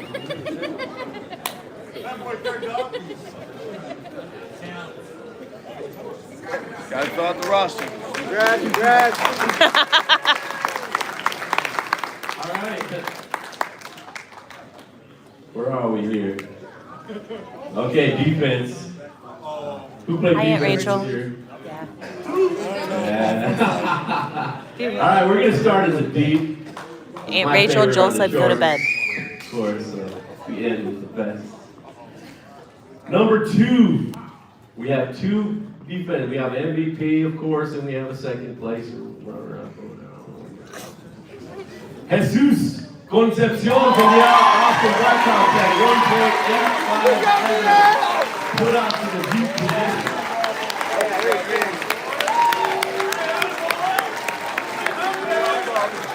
You got my ass.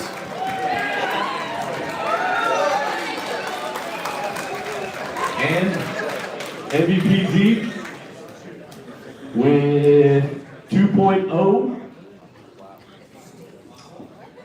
He's just doing it on a different team. Same thing, different team. Mr. Zefren Victor of the Atlanta Cavs.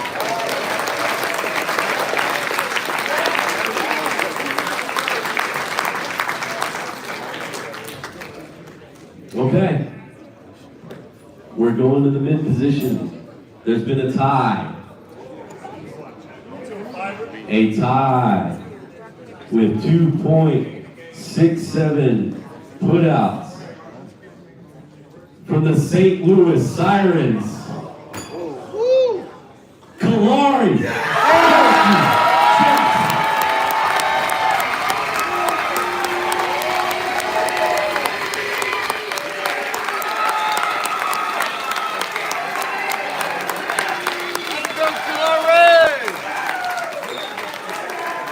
She beat me to the podium, y'all. She beat me to the podium. Who do you think she tied with? Any of you? Nope. Nah. Nope.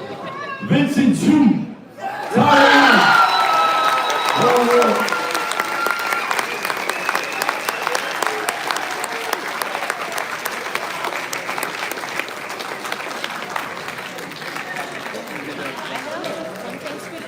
All right.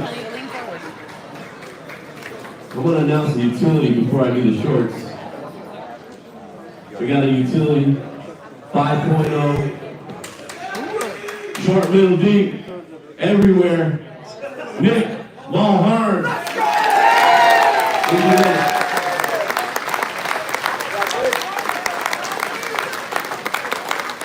Dos más. Too low. We got the shorts. The ones who make the put-outs up at front, 6.15. 125. From the Minnesota Millers, you know it, Evan.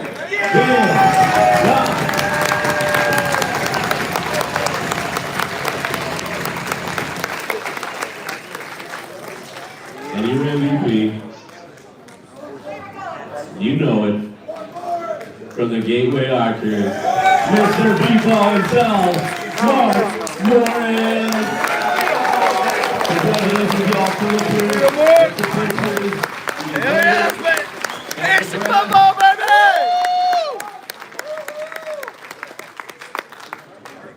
That's my fancy, boy. Mark, shut up, Dylan. Mark. Oh, he got MVP. I wasn't even listening. He did?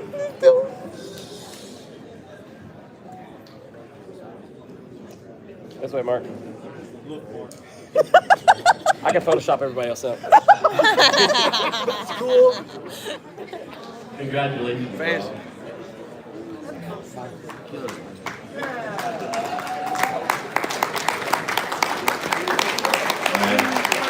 Thanks, guys. Now, you know, all of us like to play defense for sure, but we all get in this game, us blind folks, get in this game because we can swing that bat and hit the ball. for the first time or the only time in our life, whatever. I used to pitch to myself and hit a wiffle ball, but never was able to swing an actual metal bat until I found beat baseball. My mom wouldn't let me. But she does now. All right, we got 6 folks who had excellent batting average, really high. It's amazing to see that these guys have this batting average on this grass, so much respect. 739, number 6. From the Indy Thunder, Gerald Dykes. Let's go,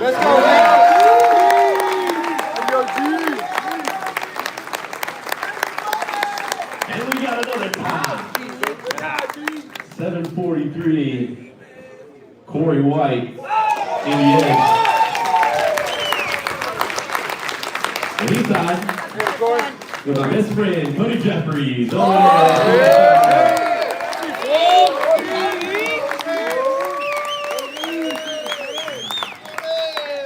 All right, batting 800.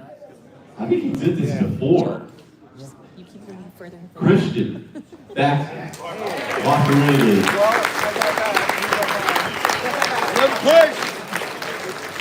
MVP, hitting the highest average that has ever been hit, met, done in NBBA history. From the Indy Thunder, Zach. Let's go, baby!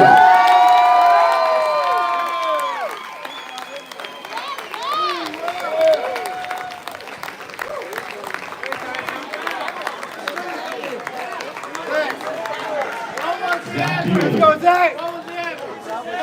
900.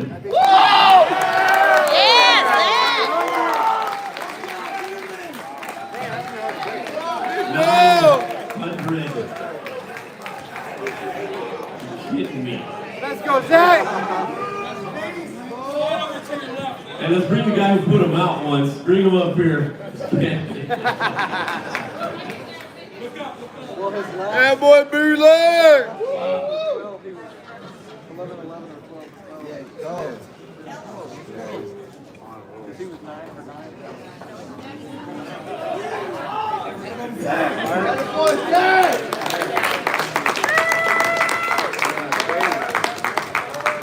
Okay. There you are, fellas. Mike Luder wants to give us an update on the Live stream right here. Yeah, before we get into the rankings. Yeah, baby. Hey, boy, where you are? Highest batting average ever, Zach Bueller.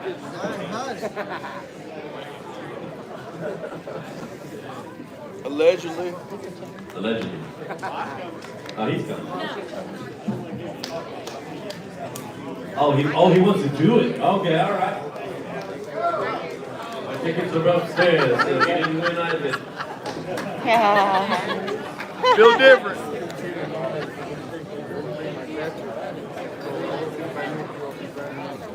Aaron bought 40 of them too. Hey, he's built different. The good thing is they're all in order, so. All right. One of the first things that this jerk did when you guys elected him was say that every board member needed to raise $500 a year. Either thanks to all of you or the alcohol that's being sold outside the door, I'm sure which. I have met that requirement along with the help of these 2 beautiful ladies. For the next 2 years. This year's 50-50. We're going to draw 2 tickets. The first ticket, you have a choice. Tim Hibner had this beautiful quilt donated by a lady he knows back home. It was added to the 50-50. You can either take that quilt, or I have $1,130.50 setting here for the winner. Wow. Richie, Okay. draw a ticket. Especially since he left his upstairs and he can't win.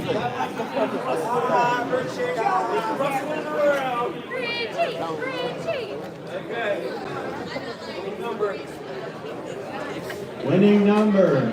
Babe, come on now. 99. Yeah, there was 2 rolls. 5-5. 1, 3, Not us. 7.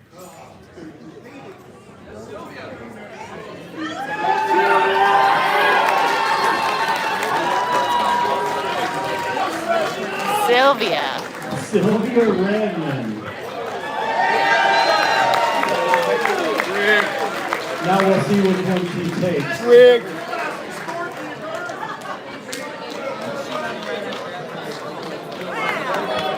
Rick.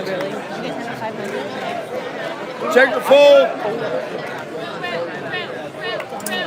That's a winner. Art and then. Allegedly. She's taking the money. She's a Of course you did. All right, we still have a quilt to give away. Which is so crazy. Who wants a quilt? 95 out this week. Yeah. 859. Nope, not us. 8591. It's not us, right? Not us. Ours is 995. Thank God. I don't want to quilt. That must be good. 859. Why you gotta yell at me, Megan? Joel's right there. She's not. What? Got it? Boo! 3, Taylor? 3?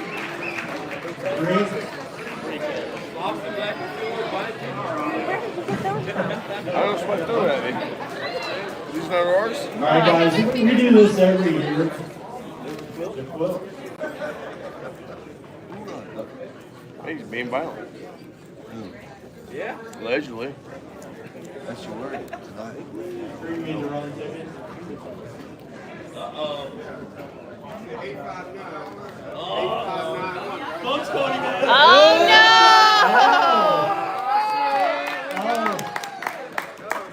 Whoops. Who's blind here? That's the winner. Hold it up with ya. Sure it's not us, babe? It's definitely not us. I want you to hold All right, we do this every year, guys. Draw another one! It is a beautiful quilt. Rich, draw another one, Rich. No. We've always talked about ways to get money from outside the league. Pull another ticket. Wow. No, but you got every year. I think before this year, John told me that $837 was the most that was raised for the league. So you guys just kind of blew that out of the water. What would you think about next year that we draw like 3 winners if we're going to have this kind of money and divide it up with 3 people? No, I want the quilt. Yes. All right, that's what we'll do. Next year there will be 3 winners. Who said yes? I want the quilt. 3 winners make it 50-50? I don't know how to put it, man. I'm looking at something here. Rich Joe with the quilt. There might be a correction here with the, or an update on, maybe we may have left someone out on the offensive awards. I'm looking here. Oh, yes, I'm sorry. Mick Mulhern also hit 800. So you deserve the award. You deserve a picture. Yours is a defensive picture, so I hope you're still happy with us, my friend. Oh, he's not even here? Oh, so he's in the picture. Thank you, Lena, for reminding me of that. All right. So we are up to just me announcing our teams. Eric is coming up to get Nick's award. Here's to Eric to get it for Oh. All right, well, cool. I want the quilt. Oh, I don't know which one it is. I don't want to give him the wrong one. It's here first. So I'm going to announce our final standings. Yeah, he was off. Thunder! St. Louis Sirens got 19. Boston Strong is our 18th place team. Number 17, the New York Bombers, welcome back. Tyler Tigers, 16th. 15th to the Atlanta Chaos. New Jersey Titans get 14th. Hey, they're ranked 5th. Minnesota Millers are 13th. Right. Cleveland Scrappers get 12th. Boston Renegades get 11th. Austin Blackhawks get 10th. Bayou City Heat get 9th. Yeah, Richie! BCS Outlaws get 8th. The best Texas team in town. Tyron Home Run gets 7th.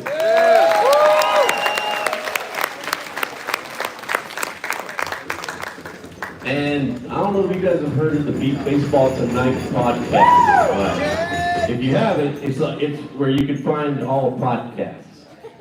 And it's the Beatball Nation of podcasts. So you know what I mean.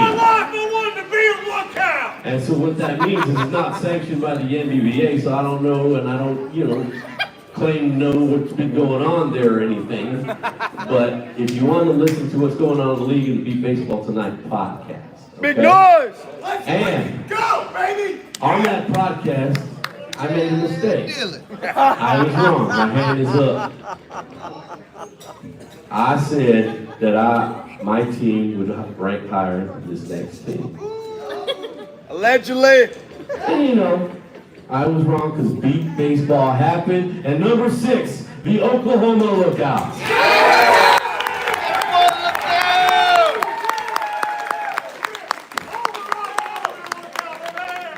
They still got to beat and learn how to beat the 5 team, the Chicago Comets. And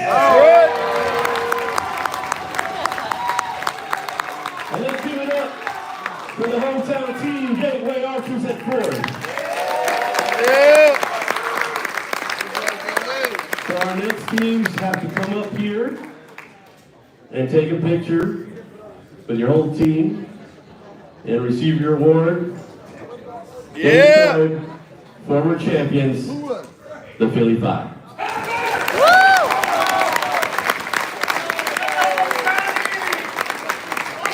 Allegedly.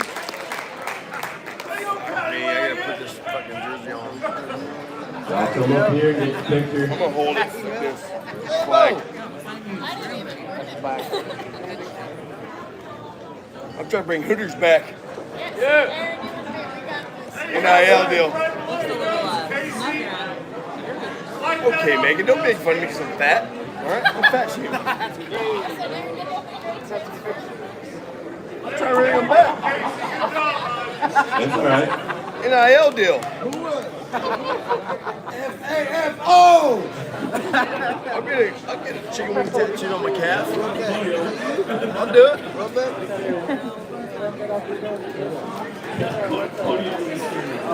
Hey, Rich, you remember when they ranked him first? Ha! LOL!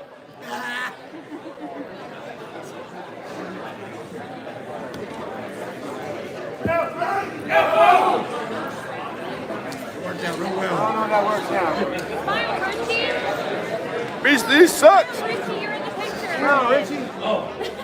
Like straight. Don't care.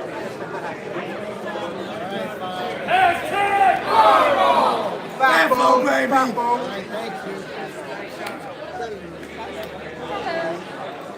Next year, let the umpire call the foul ball. Foul ball!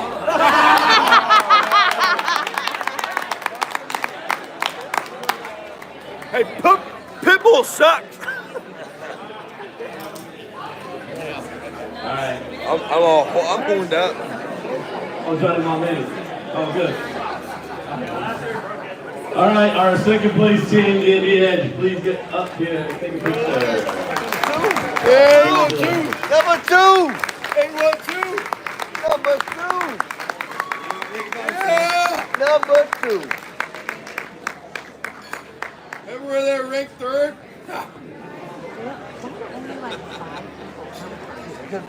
Number 2. Okay. Who is it? You know what? Let's give it over here to Eric. We're gonna give to Jeremy if he ever gets up here, but I don't know where he is. I think I'm just gonna wear my It's more fitting.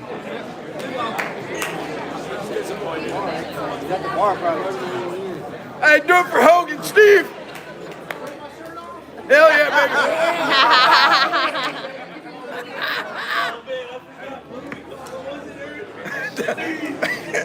Steve Freedom Michaels, baby. Let's go.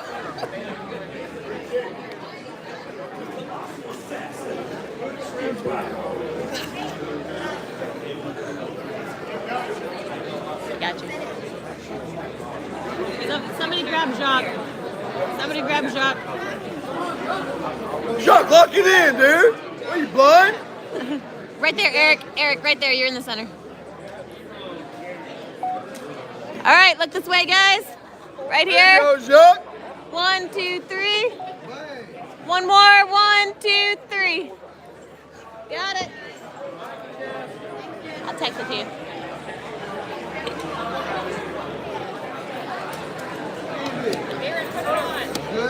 You look good.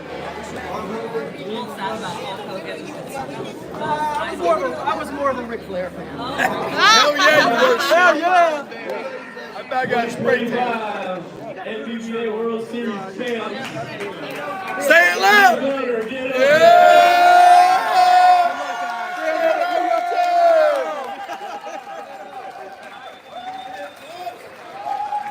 Six times. Say it loud, you did.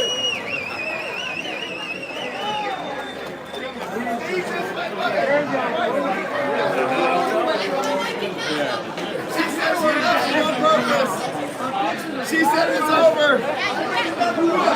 Jess, you better get in here. I'll try. Here, Jonathan. That's a big picture. Yep. Can you take some actual photos with your phone too? Yeah. Thank you.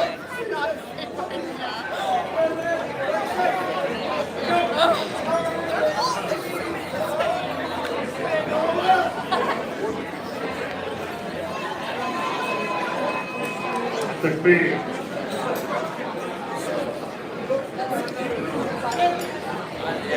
I need to tell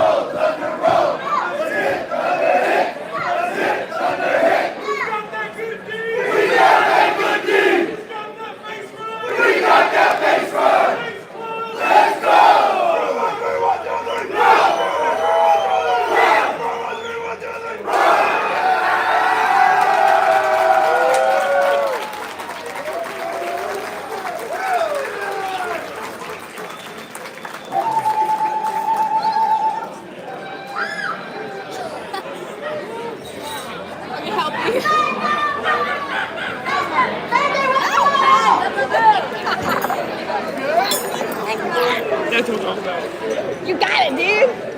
Yeah. Wow. Six times, right, Booger? Six times.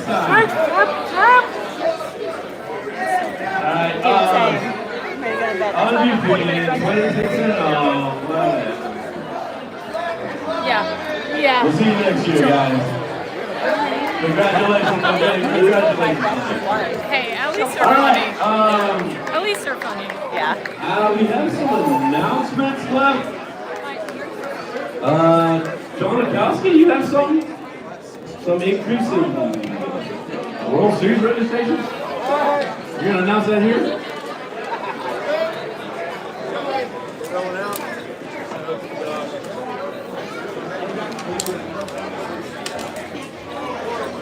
Definitely, guys, put these dates down next year for the World Series. We're not doing it in July. We're going to be in Aurora, Naperville, August 2nd through the 8th, 2026.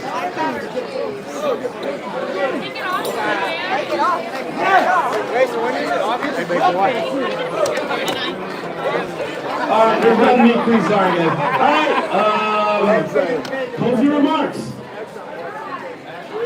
Have fun. I love you. Be safe tonight. And in the words of Darnell Booker, don't be a fool. Okay? Have fun, but don't be a fool. Walk them short, walk them long. Good night, everybody. This concludes the World Series of Beat Baseball for 2025.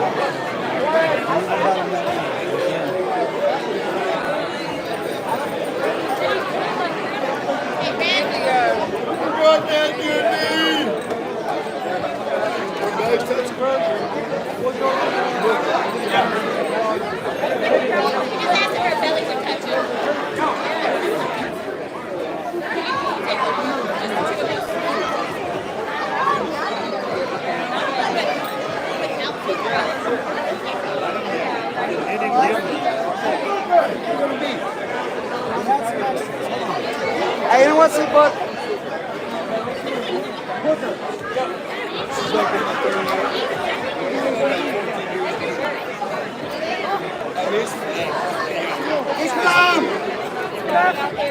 خلي بوتون للجونكا. Fucking metal, man.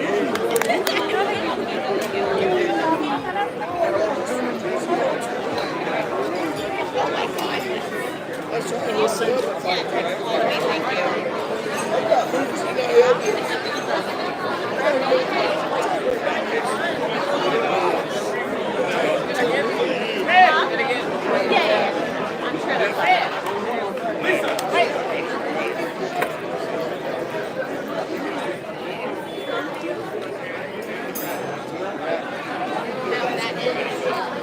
All right, guys, we're going to go ahead and end the live stream there.